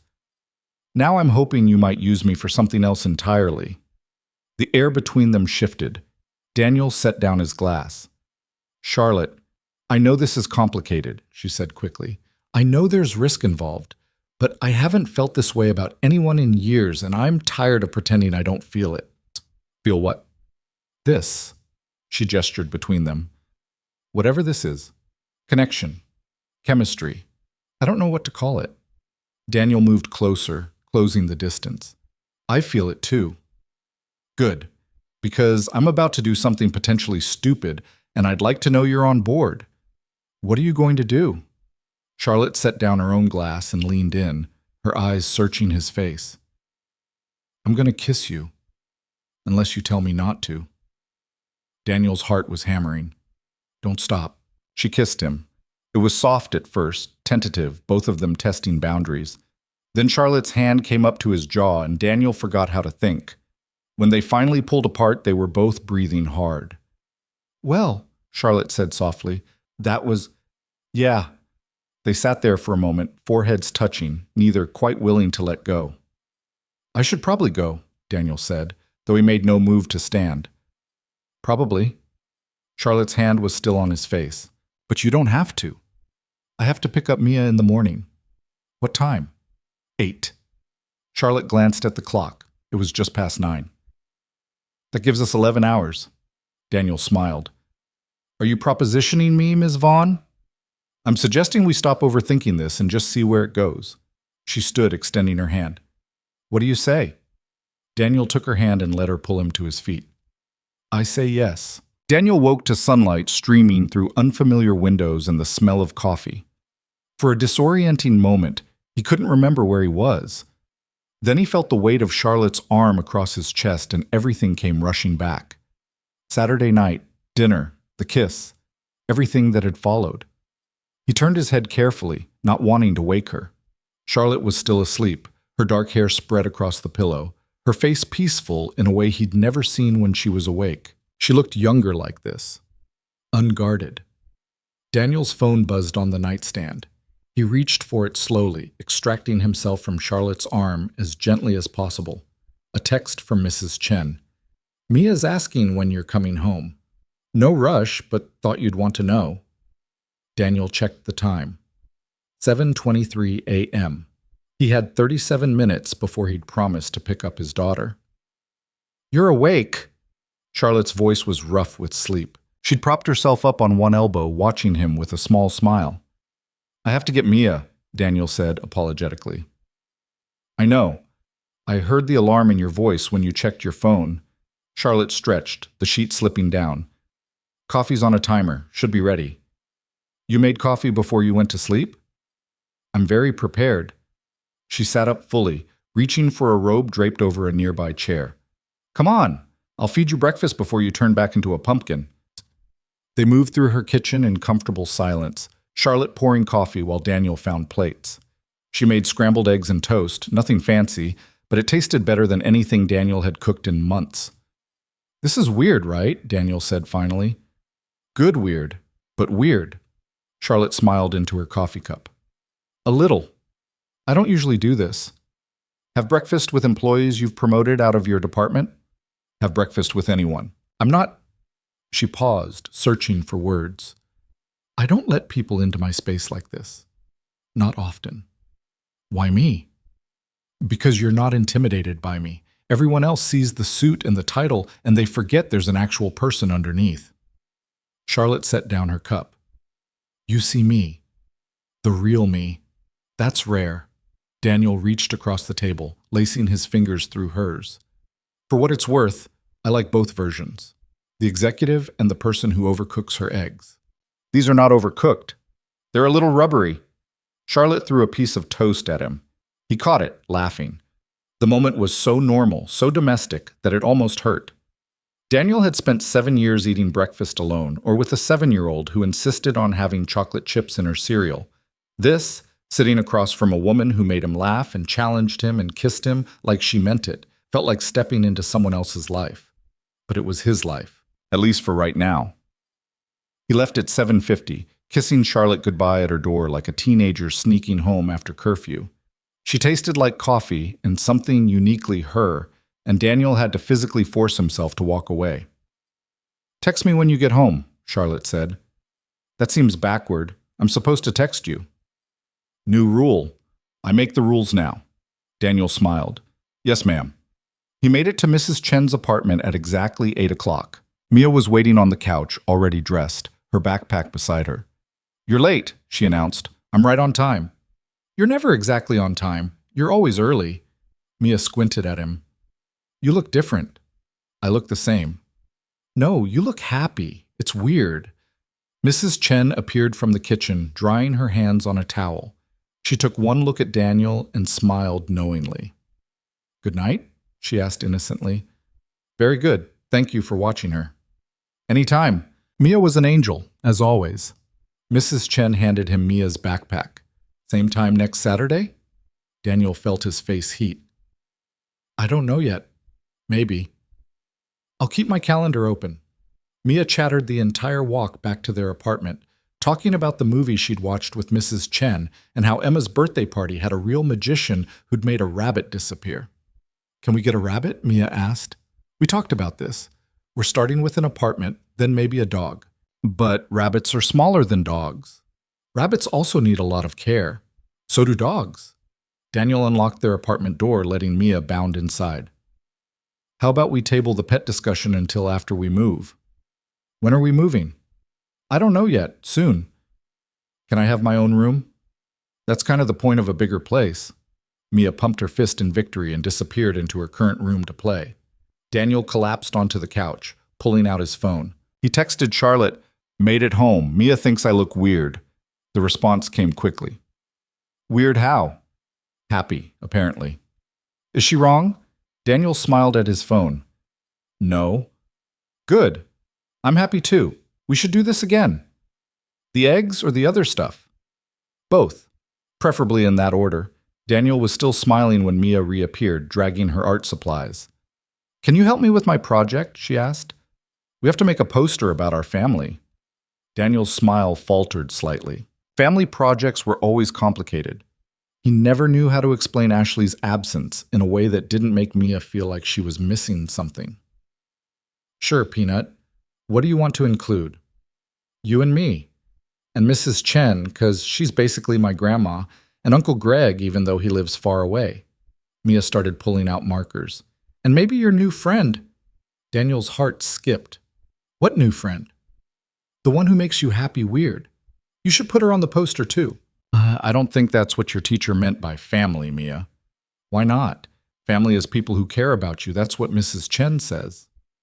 Daniel looked at his daughter, this wise, weird little person who somehow understood things he was still figuring out. You're right, he said. But let's maybe wait a little bit before we add anyone new to the poster, okay? Okay. But when you're ready, I want to meet her. Deal. They spent the afternoon working on the poster, Mia drawing elaborate stick figures while Daniel tried to make their apartment look presentable in marker form. It was peaceful, normal, exactly what he needed after the chaos of the last few weeks. Monday morning brought reality crashing back. Daniel had 3 meetings before noon, a budget review that made his head hurt, and a vendor negotiation that went sideways when the supplier tried to add hidden fees. Absolutely not, Daniel said firmly, pointing to the contract clause. This pricing was agreed upon 6 months ago. You don't get to change it now because your costs went up. The supplier, a man named Gerald, who'd clearly expected Daniel to roll over, blinked in surprise. Those costs were unforeseen. Then you should have built in a buffer when you made the initial proposal. That's business 101. Daniel kept his voice calm but firm. Here's what's going to happen. You're going to honor the original contract for this quarter. Then we'll renegotiate for next quarter with proper documentation of your cost increases. Fair? Gerald stared at him for a long moment, then nodded. Fair. After the call ended, Daniel sat back in his chair, slightly stunned. 3 months ago, he would have panicked and escalated to his supervisor. Now he'd just negotiated a 6-figure contract like he actually knew what he was doing. His office phone rang. Daniel Brooks? That was impressive. Daniel recognized Marcus's voice. You were listening? I monitor all major vendor calls. That's my job. Marcus sounded amused. Gerald's been trying to renegotiate that contract for months. You handled him perfectly. I just read the contract and stuck to it, which is exactly what you're supposed to do. Well done. A pause. How are you settling into the role? Honestly, Daniel considered lying, saying everything was great, he had it all under control. But Marcus had been nothing but straight with him, and that deserved honesty in return. I'm overwhelmed, Daniel admitted. Every day I feel like I'm one mistake away from someone realizing I don't belong here. That's called imposter syndrome, as everyone feels it at first. Even you? Especially me. I was promoted from within too, remember? Went from managing 3 people to managing 30 overnight. Marcus's voice was kind. The feeling doesn't go away completely, but it gets easier. And for what it's worth, you're doing better than you think. Thanks. I appreciate that. Good. Now get back to work. You've got that efficiency report due Wednesday. Daniel hung up feeling slightly less terrified. The week passed in a blur of meetings and deadlines. He saw Charlotte twice, both times in passing, once in the elevator, once in the parking garage. They exchanged brief smiles, nothing more. It was strange being so close yet maintaining such careful distance at work. Thursday evening, Daniel was packing up to leave when his phone buzzed. A text from Charlotte. Dinner tomorrow? My place again? I promise not to overcook the eggs. Daniel smiled. Can't Friday. Mia has a school thing. Saturday then? Mrs. Chen's probably going to start charging me.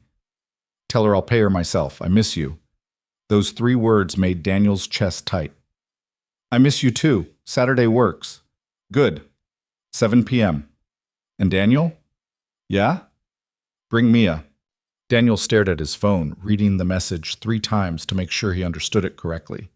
He called her instead of texting back. Charlotte answered on the second ring. Having doubts already? You want me to bring my daughter? Is that a problem? No, I didn't think you'd want to meet her yet. We've only been doing this for a week. We've been doing this a lot longer than a week, Charlotte said quietly. We were circling each other for months before anything actually happened. And I'm not interested in a relationship where I only see you in 4-hour increments when you can find childcare. Daniel's heart was doing complicated things in his chest. You want a relationship? Don't you? Yes, yeah. I'm surprised you do. Why? Because you're you. successful, powerful, could have anyone you want. And I'm a single dad who lives in a one-bedroom apartment with my 7-year-old. Charlotte's voice turned sharp. Daniel Brooks, if you're about to tell me you're not good enough for me, I'm hanging up and you can spend Saturday alone feeling stupid. I wasn't. Yes, you were. And it's insulting to both of us. She paused, her tone softening. I know what I want. I want someone honest, someone kind, someone who makes me laugh and doesn't treat me like I'm made of glass. You're all of those things. The fact that you come with a smart, funny daughter just makes you more appealing, not less. Daniel didn't know what to say to that. So, Charlotte continued, Saturday, 7 o'clock.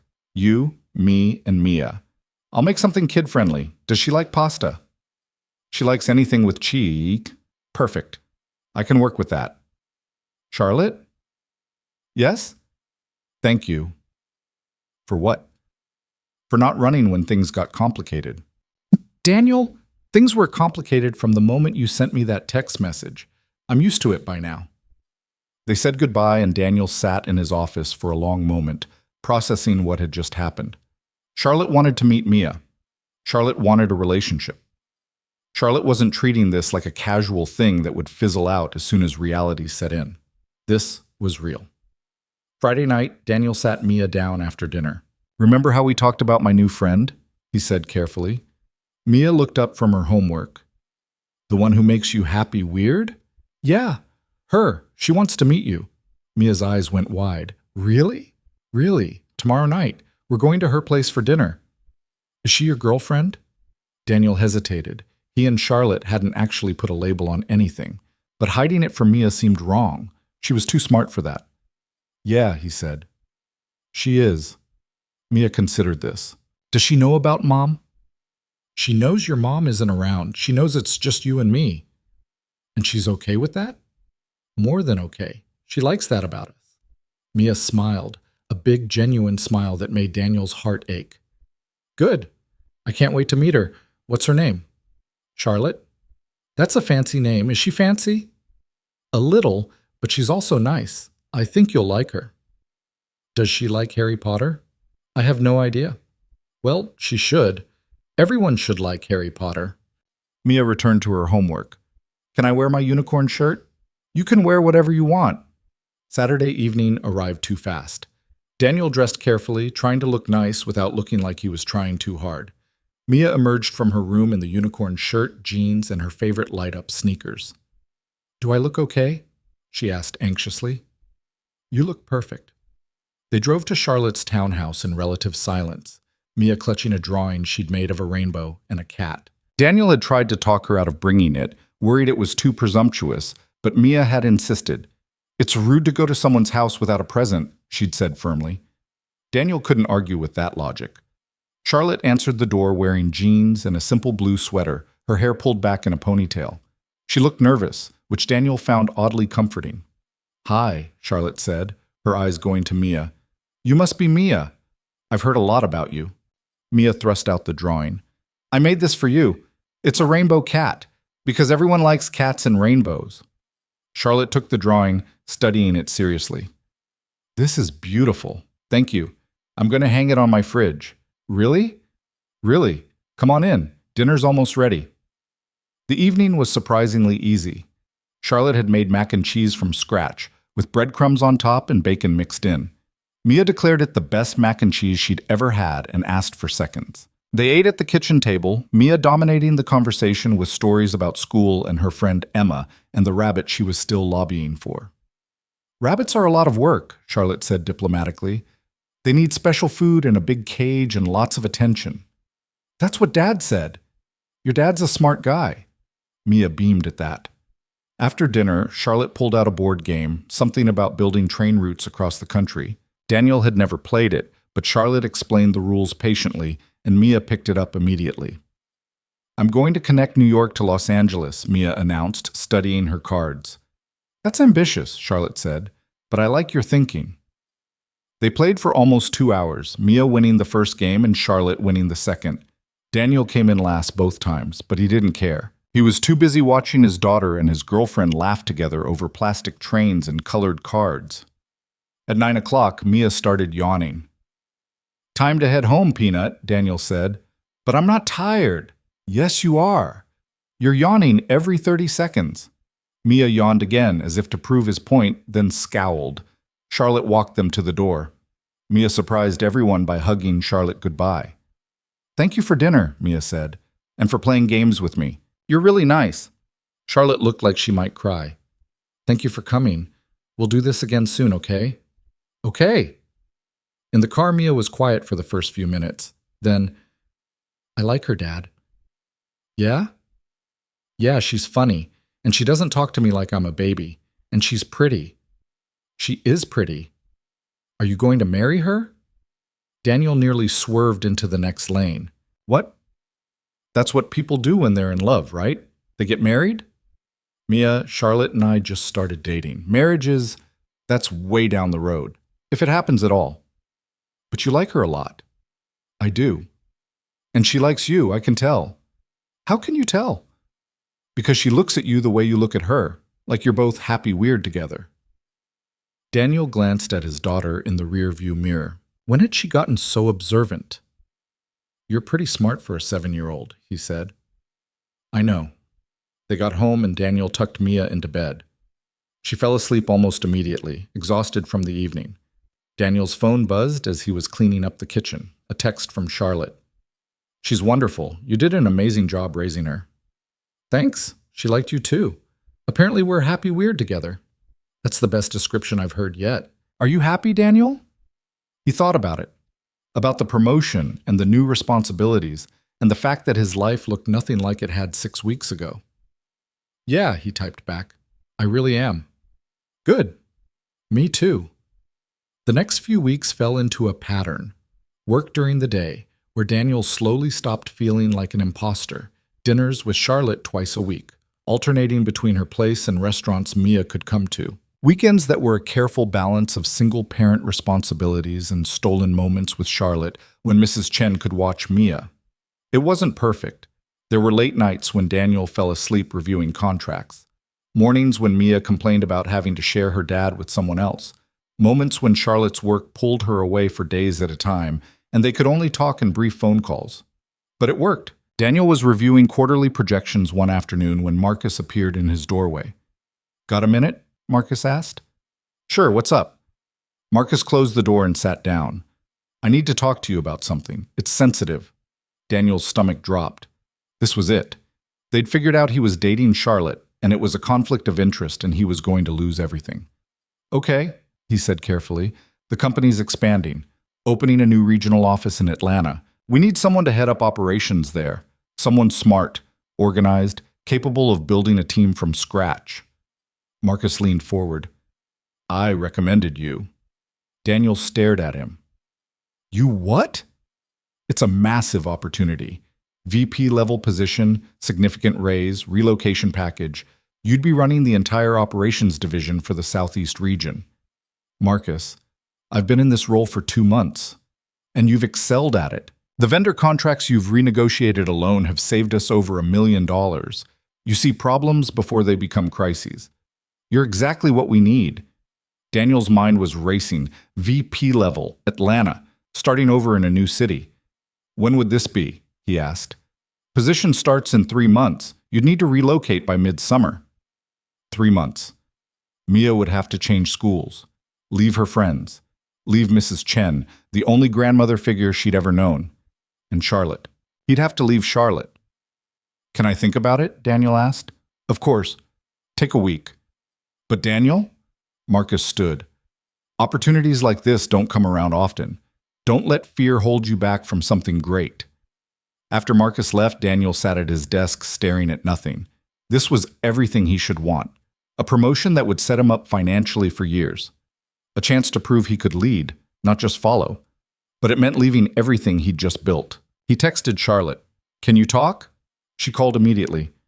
"What's wrong?" "Nothing's wrong. I need advice." "Okay, shoot." Daniel explained about Atlanta. The position, the timeline, the opportunity. Charlotte was quiet for a long moment. "What do you want to do?" she asked finally. "I don't know. That's why I'm asking you." "Daniel, I can't make this decision for you. It's your career, your life. But it affects you too. It affects us. I know.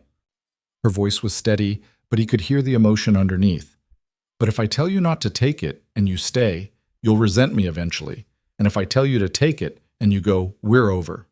There's no way to do long distance with your schedule and mine. So what do I do? You figure out what you want more, the job or the life you're building here. That's not fair. No, Charlotte agreed. It's not, but that's how it works. They talked for another 20 minutes, circling the same impossible choice. When they finally hung up, Daniel felt worse than before. He picked up Mia from school that afternoon and took her to the park. She played on the swings while he sat on a bench, watching her and trying to imagine uprooting her life for a job. "Dad!" Mia called. "Watch this!" She jumped off the swing at the highest point, landing hard and stumbling forward. Daniel's heart stopped, but she caught herself laughing and ran back to do it again. Fearless. His daughter was absolutely fearless. "Mia," Daniel called. "Come here for a second." She ran over, breathing hard. "What? How would you feel about moving to a new city?" Mia's smile faded. "Like, away from here?" "Yeah, for my job. I got offered a promotion, but it's in Atlanta. That's in Georgia." "I know where Atlanta is. We learned the states in school." Mia sat next to him on the bench. "Would we have to go?" "We don't have to do anything. I'm asking what you think." "Would Charlotte come?" "No, she has to stay here for her job." Mia was quiet, swinging her legs. "Then I don't want to go." "Mia, this is a big opportunity. I don't care. I like it here. I like my school and Emma and Mrs. Chen, and I like Charlotte." She looked at him seriously. "Don't you like her?" "Of course I do." "Then why would we leave?" Out of the mouths of children, Daniel looked at his daughter, the small person who somehow understood things he'd been overcomplicating for hours. "You're right," he said. "We're not going anywhere." That night, after Mia was asleep, Daniel called Marcus. "I appreciate the offer," he said, "but I have to decline. My life is here. My daughter's life is here. I can't uproot that for a promotion." Marcus was quiet for a moment. "I understand. And for what it's worth, that was the right choice. Jobs come and go. Family doesn't." "Thanks, Marcus." "Don't thank me yet. I'm going to work you twice as hard now that I know you're sticking around." Daniel smiled. "I can handle it." He texted Charlotte after he hung up. "I'm staying." The response came immediately. "Are you sure?" "Completely. Mia helped me figure it out. I'm going to buy that kid the biggest ice cream sundae she's ever seen. She'd like that. Can I come over?" "It's 10 p.m. I know, but I want to see you." A pause. Then, "Come over." Daniel called Mrs. Chen, who grumbled good-naturedly about late-night babysitting, but agreed. 20 minutes later, he was standing on Charlotte's doorstep. She opened the door and he kissed her before either of them could say anything. When they finally broke apart, Charlotte was smiling. "So you're staying," she said. "I'm staying. The job was great, but everything I actually care about is here." "Including me?" "Especially you." Charlotte pulled him inside, closing the door behind him. "Good answer." They ended up on her couch, Charlotte tucked against his side, both of them quiet.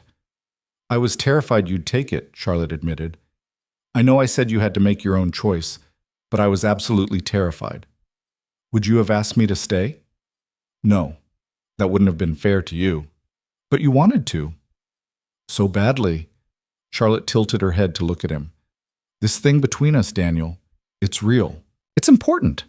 I haven't felt this way about anyone in years." "Neither have I." "So what do we do about it?" Daniel thought about Mia's question in the car, about marriage and forever and all the scary things that came with actually committing to someone. "We keep going," he said. "One day at a time. We figure it out as we go." "That's not much of a plan." "No, but it's honest." Charlotte smiled. "I can work with honest." They sat there until almost midnight, talking about everything and nothing, about Charlotte's upcoming trip to D.C. for her task force, about Mia's school project on the solar system, about the apartment Daniel was looking at next week, a 2-bedroom with a small yard where Mia could maybe, possibly, eventually get that rabbit. It was ordinary. It was perfect. When Daniel finally left, Charlotte walked him to the door. "Thank you," she said. "For what?" "For choosing this. Choosing us. I know it wasn't easy." "It was easier than you think." Daniel kissed her forehead. "I'll see you tomorrow?" "Dinner, my place. Bring Mia." "She'll like that." Daniel drove home through quiet streets, feeling settled in a way he hadn't in years. The job in Atlanta would have been impressive. It would have looked great on a resume. It would have been the smart, ambitious choice. But this, staying for his daughter and the woman he was falling for and the life they were building together, this was the right choice. And for the first time in a long time, Daniel felt like he knew exactly where he belonged. 3 months later, Daniel stood in the doorway of his new apartment watching movers carry in the last of his furniture. The place was twice the size of his old one-bedroom, with actual separate spaces for living and sleeping and a small fenced yard that Mia had already claimed for future rabbit habitation. "Dad, where do you want the bookshelf?" one of the movers called. "Living room, against the far wall." Charlotte emerged from what would be Mia's bedroom, her hair tied back with a bandana, dust smudged on her cheek. She'd shown up at 8 that morning with coffee and boxes and announced she was helping whether Daniel wanted her to or not. "Mia's room is almost done," she said. "Just need to assemble the bed frame." "I can do that later. Or we can do it now, and she'll actually have somewhere to sleep tonight." Charlotte handed him a screwdriver. "Come on, I'll hold you, Screw." They worked in comfortable silence, the kind that came from spending enough time together that not every moment needed to be filled with conversation. Daniel had learned that about Charlotte over the past few months. She was perfectly content with quiet, with just existing in the same space as someone without needing to perform or impress. "Hand me that bolt," Charlotte said, holding the bed frame steady. Daniel passed it to her. Their fingers brushed and she smiled, small and private. "What?" he asked. "Nothing. Just thinking about how far we've come from that text message." "You mean the text message that almost got me fired?" "The text message that changed both our lives," Charlotte corrected. "There's a difference." Mia burst through the front door, Mrs. Chen trailing behind her with a casserole dish. "Dad!" "Mrs. Chen made lasagna for our first dinner in the new place." Mia ran straight to Charlotte. "Did you see my room? Do you like it?" "I love it. The purple walls are perfect." "I told Dad purple was the right choice." Mia grabbed Charlotte's hand. "Come see where we're putting my desk." Charlotte let herself be dragged away, shooting Daniel an amused look over her shoulder. Mrs. Chen set the lasagna on the kitchen counter, surveying the chaos of boxes and furniture. "You're doing good, Daniel. This is a good move." "Thanks. I couldn't have done it without you watching Mia all those weekends." "Please, that child is a joy. Besides," Mrs. Chen lowered her voice, "I like seeing you happy. You deserve it." "I'm getting there." "You're already there. You just don't realize it yet." She patted his arm. "Now come help me find plates so we can feed everyone before they starve." They ate lasagna sitting on the floor because the dining table wouldn't arrive until tomorrow, paper plates balanced on their laps, Mia chattering about everything she wanted to do in the new neighborhood. Charlotte listened with genuine interest, asking questions, making Mia laugh with terrible jokes. This was what family looked like, Daniel thought. Not perfect, not the conventional nuclear setup people imagined, but real, messy, full of mismatched paper plates and dust bunnies and people who chose to show up. After dinner, Mrs. Chen headed home and Mia crashed on the couch, exhausted from excitement. Charlotte helped Daniel unpack the kitchen, finding homes for dishes and glasses. "I should probably go," Charlotte said around 9 o'clock. "Let you guys settle in." "You could stay," Daniel said. Then, catching himself, "I mean, not like that. Mia's here. I just meant—" Charlotte laughed. "I know what you meant, but I have an early meeting tomorrow. Probably better if I sleep in my own bed tonight." She kissed him goodbye at the door, soft and sweet, her hand lingering on his chest. "I'm proud of you," she said quietly. "This place, the life you're building, it's good." "We're building," Daniel corrected. "You're part of this too." "Am I?" "You brought lasagna from Mrs. Chen and spent 6 hours assembling furniture. You're definitely part of this." Charlotte smiled. "Good, because I'm not going anywhere." She left and Daniel closed the door, leaning against it for a moment. Through the archway, he could see Mia asleep on the couch, mouth open, completely trusting that tomorrow would be good because today had been. Daniel had spent so many years just surviving, just getting through each day. Somewhere along the way, he'd stopped believing life could be anything more than that. But here he was, in a new apartment with a daughter who felt secure enough to fall asleep anywhere, and a woman who showed up with tools and terrible jokes and made him believe in possibilities again. The next few weeks were an adjustment, learning the rhythms of the new neighborhood, finding the fastest route to Mia's school, figuring out which grocery store had the best produce, small things that added up to a completely different life than the one Daniel had been living 6 months ago. Work had its own rhythm now, too. Daniel had settled into the director role enough that he didn't wake up every morning terrified of making catastrophic mistakes. He still made mistakes. Everyone did. But he'd learned to handle them without spiraling. Marcus was a good boss, supportive without being overbearing, and Daniel had built a small team of his own that he was quietly proud of. Charlotte's schedule got busier as her task force work expanded. She was traveling more, sometimes gone for a week at a time. They talked every night she was away. Video calls where Mia would pop into frame to show Charlotte her latest drawings or school projects. "How's DC?" Daniel asked one night, Mia already asleep in her room.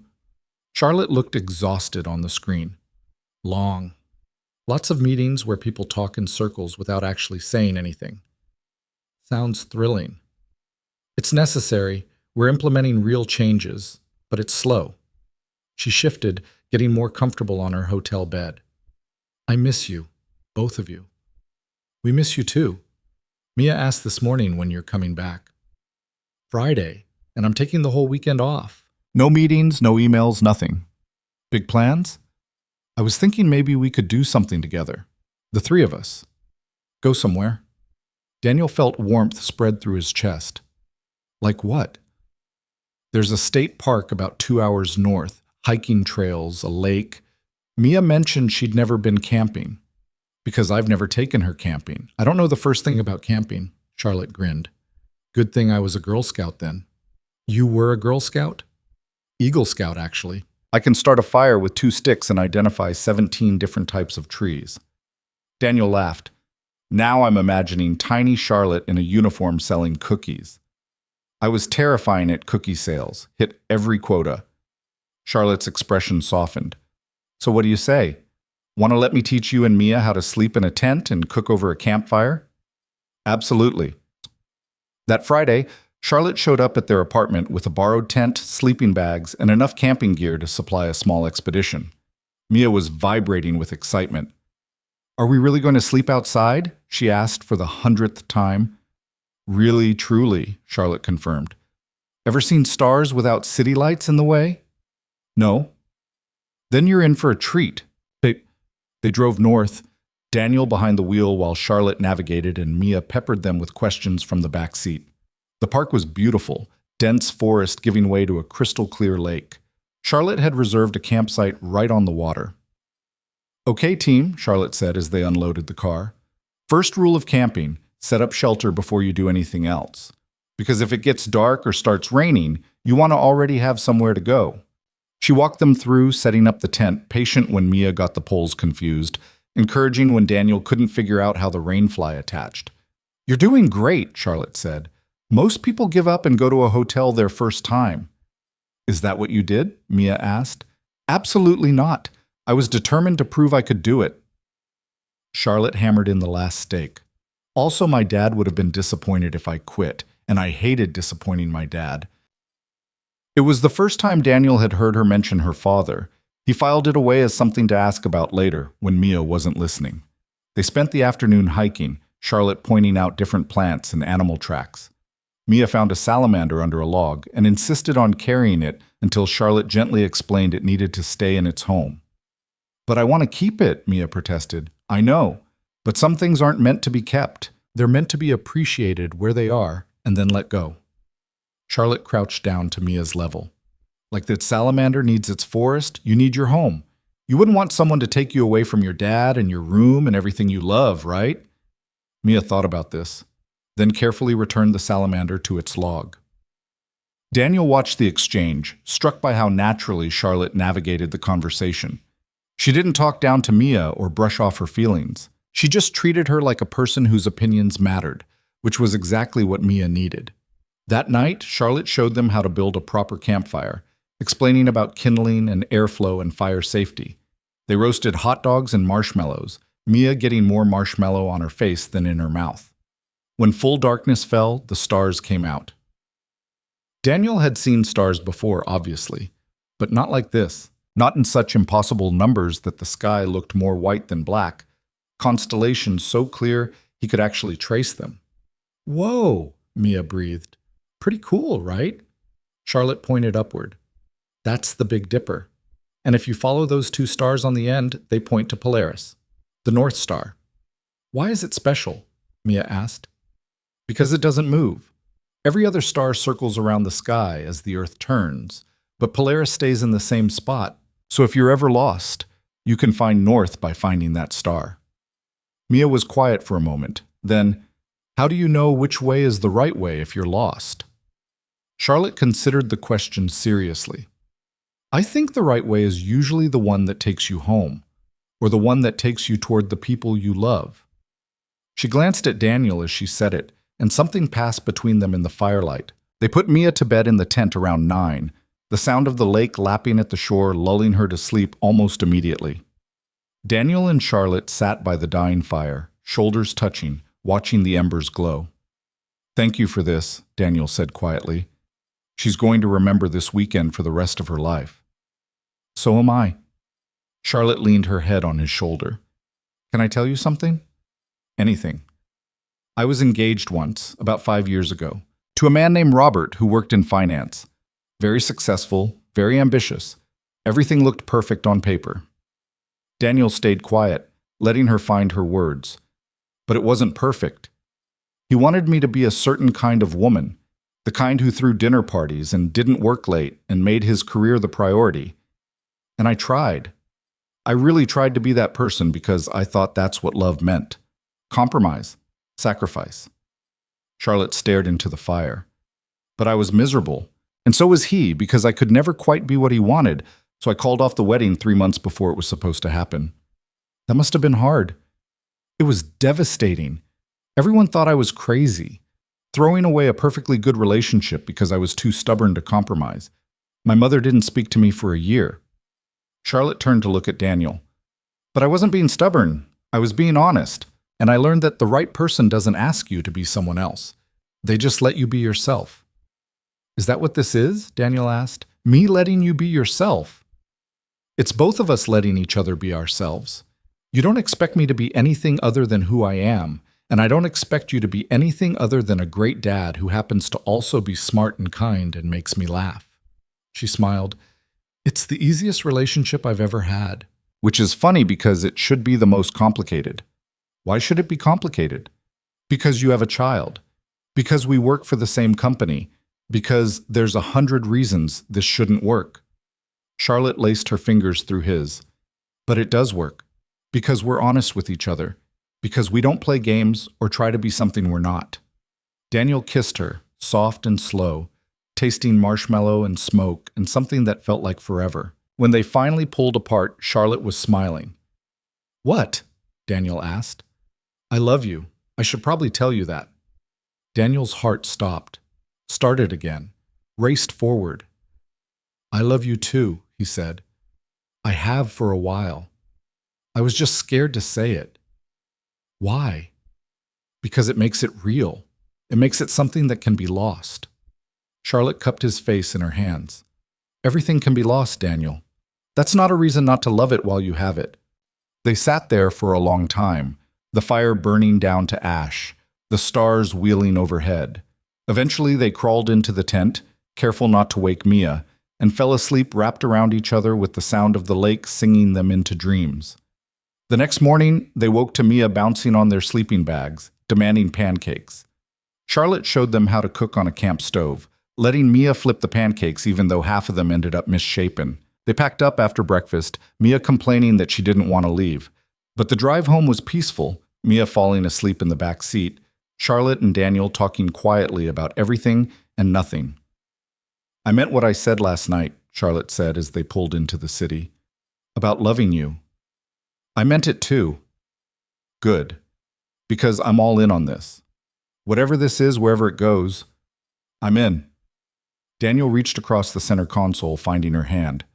Me too. The following weeks felt different, like they'd crossed some invisible threshold. Charlotte started keeping clothes at Daniel's apartment. Daniel got a drawer at her place. They fell into routines without discussing them. Charlotte picking up Mia from school when Daniel had late meetings. Daniel cooking dinner at Charlotte's place on Friday nights, while she worked through emails. Mia adapted to the new normal with the flexibility of children. She stopped asking when Charlotte was coming over and started assuming she would be. Started saying we instead of me and Dad when talking about weekend plans. We're going to the zoo on Saturday, she told her friend Emma. And then we're getting pizza. Charlotte knows this place with really good breadsticks. Daniel overheard the conversation while waiting to pick her up from Emma's house. Emma's mother, Sarah, gave him a knowing smile. She talks about Charlotte a lot, Sarah said. Seems like it's getting serious. It is, Daniel admitted. Good for you. You deserve to be happy. Sarah paused. Mia does too. She's a different kid than she was 6 months ago. More confident, more settled. Daniel thought about that on the drive home. Mia did seem different. She still had bad days, still had moments where she asked about her mother or worried about things changing. But overall, she was lighter, happier, like she'd been holding her breath, waiting for the next disaster, and had finally learned to exhale. 4 months after the camping trip, Charlotte came over for dinner and arrived with a strange expression on her face. What's wrong? Daniel asked immediately. Nothing's wrong. I need to talk to you about something. Mia was at the table doing homework. Charlotte glanced at her, then back at Daniel. After dinner? She said quietly. They ate with a strange tension hanging over the table. Mia didn't seem to notice, chattering about her upcoming school play. But Daniel's stomach was in knots. After Mia went to her room to read, Charlotte and Daniel sat on the couch. You're freaking me out, Daniel said. Just tell me what's going on. Charlotte took a breath. I got offered a job, chief operating officer for a consulting firm in New York. It's a huge opportunity. More money, more responsibility, more everything. Daniel felt his world tilt. When? They want me to start in 3 months. Are you going to take it? Charlotte met his eyes. That depends. On what? On whether you'd consider coming with me. Daniel stared at her. To New York? I know it's a lot to ask. I know you just got settled here, and Mia's happy, and you have a good job. But I can't... Charlotte's voice cracked slightly. I can't do this without you.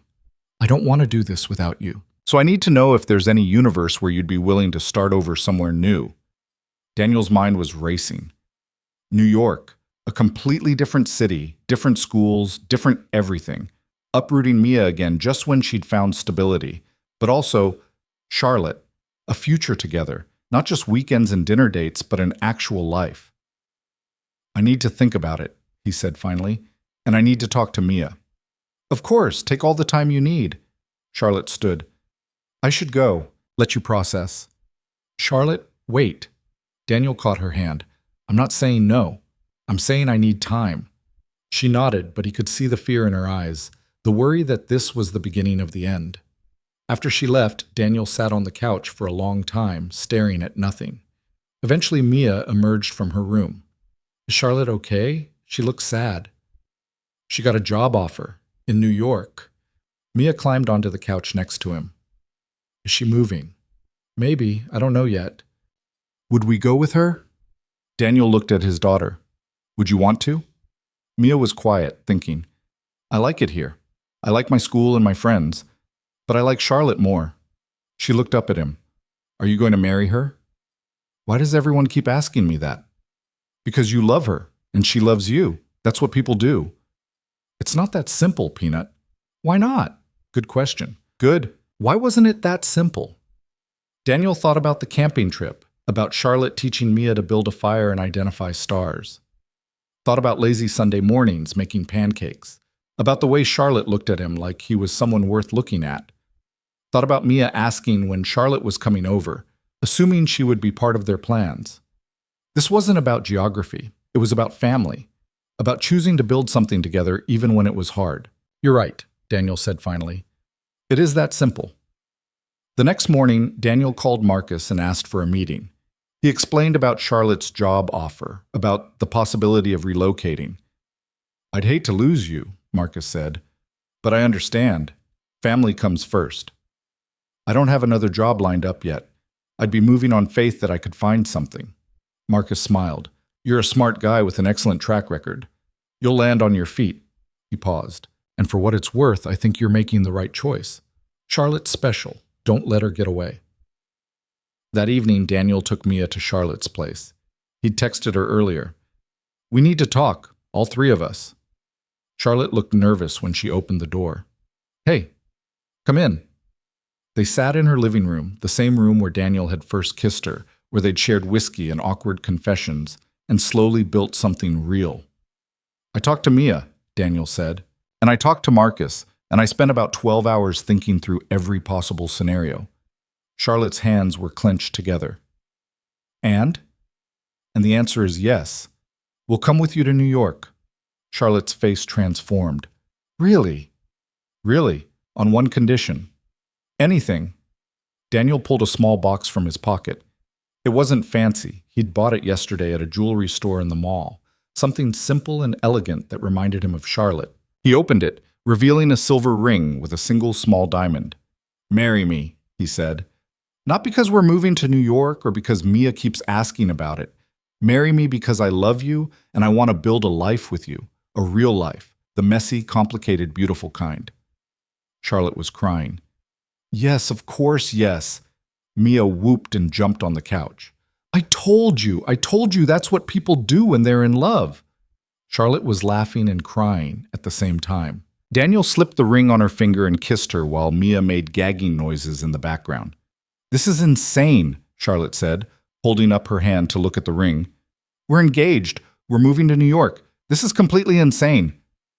"Yeah," Daniel agreed, "but the good kind of insane." "The best kind," Charlotte corrected. The next 3 months were chaos. Giving notice at work, finding an apartment in Brooklyn that could fit all three of them, enrolling Mia in a new school, packing up their lives and preparing to start over. But this time, Daniel wasn't scared. This time, he had Charlotte beside him, making lists and coordinating movers, and occasionally panicking about whether they were making a terrible mistake. "We're not," Daniel assured her one night as they packed boxes in his apartment. "Making a terrible mistake, I mean. This is going to be good." "How do you know?" "Because we're doing it together. That's all that matters." Their last week in the city, they threw a small goodbye party. Mrs. Chen came and Tom from work and a handful of friends they'd made over the years.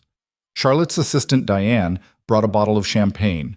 Marcus gave a speech about how Daniel was the best accidental hire he'd ever made. "You came in as a coordinator and left as a director," Marcus said, raising his glass. "That's not luck. That's hard work and integrity. New York's lucky to have you." Daniel felt his throat tighten. "Thank you for everything, for taking a chance on me." "You took a chance on yourself. I just gave you the opportunity." Mrs. Chen pulled Daniel aside before she left. "You're doing the right thing," she said. "Taking this leap with Charlotte, following your heart." "I hope so. I know so. I've watched you these past few months. You're different, happier, more yourself." She smiled. "That's what love does. It doesn't change who you are. It just helps you become more of who you've always been." On their last night in the apartment, after all the boxes were packed and the furniture was picked up, Daniel and Charlotte and Mia sat on the floor eating pizza. "I'm going to miss this place," Mia said. "Me too," Daniel admitted. "A lot of good things happened here." "New good things will happen in New York," Charlotte said. "Different good things." "Will we get a bigger place?" Mia asked. "With room for a rabbit?" Charlotte and Daniel looked at each other. "Maybe," Charlotte said, "if you promise to take care of it." Mia shrieked and threw herself at Charlotte, who caught her with a laugh. Daniel watched them, his daughter and his fiancée, and felt something settle in his chest. This was his family, not the one he'd planned for or expected, but the one he'd found through a series of accidents and mistakes and impossibly lucky breaks. Sometimes the best things in life came from wrong text messages and late-night investigations and choosing to trust someone even when it was terrifying. They moved to New York on a Saturday in June. The apartment in Brooklyn was smaller than they'd hoped, but bright, with big windows and a fire escape where Charlotte said they could grow herbs. Mia's new school was walking distance, and there was a park 2 blocks away. Charlotte started her new job the following Monday. Daniel had interviews lined up, but nothing concrete yet. The plan was for him to take a few weeks, get Mia settled, figure out what he wanted to do next. "You could freelance," Charlotte suggested one evening as they unpacked boxes. "Consulting, operations inside and out." "Maybe. I'm just enjoying not having anywhere to be right now." "Good. You deserve a break." Mia adapted to the new school faster than Daniel expected. She came home the first day talking about a girl named Sophia, who also liked unicorns, and another girl named Zoe, who had the same lunchbox. "They want to know if I can come to the park with them tomorrow," Mia said. "Sure, I'll come with you." "Dad, I'm 8. I can go to the park without you." 8. When had that happened? Daniel felt time slipping through his fingers, his daughter growing up faster than he could process. "I'll walk you there and then leave," he negotiated. "Deal?" "Deal." 2 weeks after the move, Daniel got a job offer from a mid-sized tech company looking for someone to head their operations division. The pay was good, the work interesting, and it was only a 30-minute subway ride from the apartment. He took it. Charlotte's job was demanding but fulfilling. She came home most nights buzzing with energy, talking about the projects she was leading and the changes she was implementing. Sometimes she traveled, gone for a few days at a time, but she always came back to them.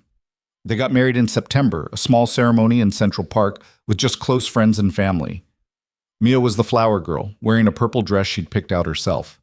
Mrs. Chen flew in from their old city and cried through the entire ceremony. "You deserve this," she told Daniel afterward, hugging him tight. "Both of you, you deserve every bit of this happiness." Daniel's mother flew in from Florida, meeting Charlotte for the first time. "She's wonderful," his mom said. "And she's good with Mia. That's what matters." "Yeah," Daniel agreed. "It really is." The reception was at a small restaurant in Brooklyn. Nothing fancy, just good food and people they loved. Charlotte's father gave a speech about how he'd never seen his daughter this happy, this settled. "Daniel," he said, raising his glass, "thank you for loving my daughter exactly as she is, for not trying to change her or dim her light. That's what she's always needed." Charlotte was crying, happy tears this time. When it was Daniel's turn to speak, he kept it simple. "I sent a wrong text message 8 months ago," he said, "and it changed my entire life. It brought me Charlotte, who's the smartest, strongest, most amazing person I've ever met. It brought me a new career, a new city, a new everything." He looked at Charlotte, but mostly it taught me that the best things in life come from taking risks, from being honest, from showing up even when you're scared. He raised his glass. To wrong text messages and right people. To new beginnings and second chances. To family, wherever and however you find it. Everyone drank to that. Later, dancing with Charlotte while Mia spun in circles with other kids on the dance floor, Daniel felt complete in a way he never had before. "Happy?" Charlotte asked. "Ridiculously happy." "Good. Me too. Even though I stepped on your foot twice? Especially because of that. It's very humanizing." Daniel laughed. "I love you." "I love you too." Charlotte rested her head on his shoulder. "Thank you for saying yes. To all of it. The move, the marriage, the chaos. Thank you for asking." They swayed to the music, surrounded by people who loved them, in a city they were learning to call home. 6 months later, on a random Tuesday in March, Daniel came home from work to find Charlotte and Mia sitting at the kitchen table with something small and furry between them. "Please tell me that's not what I think it is," he said. "It's a rabbit," Mia said triumphantly. "Charlotte said we could get one if I kept my room clean for a whole month, and I did. And so we went to the shelter after school, and this is Marshmallow. And I love him, and he's going to live in my room, and I promise to take care of him forever." Daniel looked at Charlotte, who shrugged helplessly. "She made a very compelling argument," Charlotte said. "You're supposed to be the responsible one."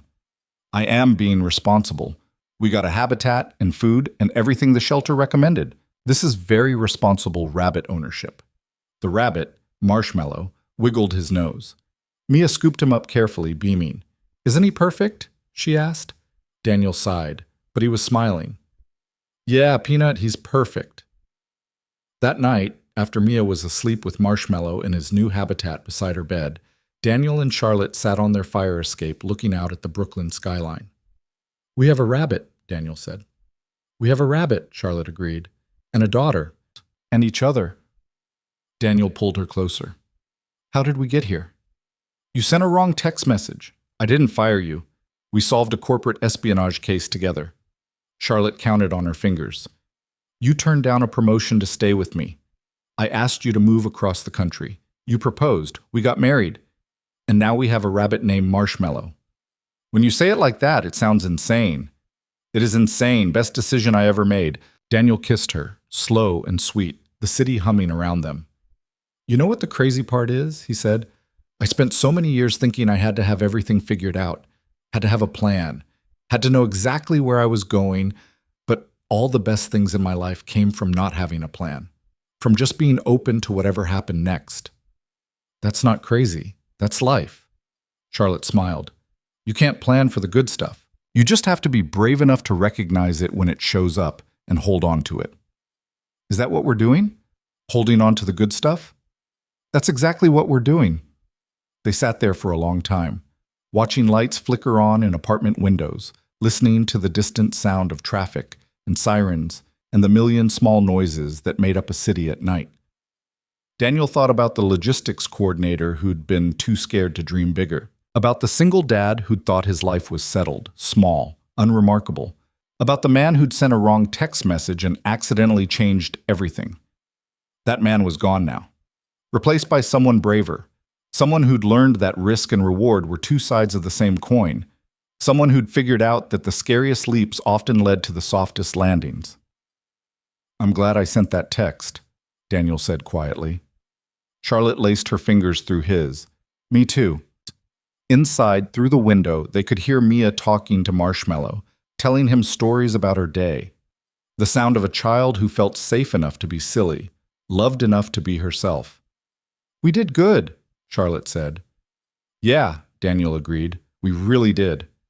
And in that moment, sitting on a fire escape in Brooklyn with the woman he loved and the family they'd built together, messy and imperfect and absolutely right, Daniel understood something fundamental about happiness. It wasn't something you found. It was something you built. One honest conversation at a time. One brave choice at a time. One wrong text message that turned into exactly the right thing. He'd spent 7 years surviving, but now, finally, he was living. And it was better than anything he could have planned.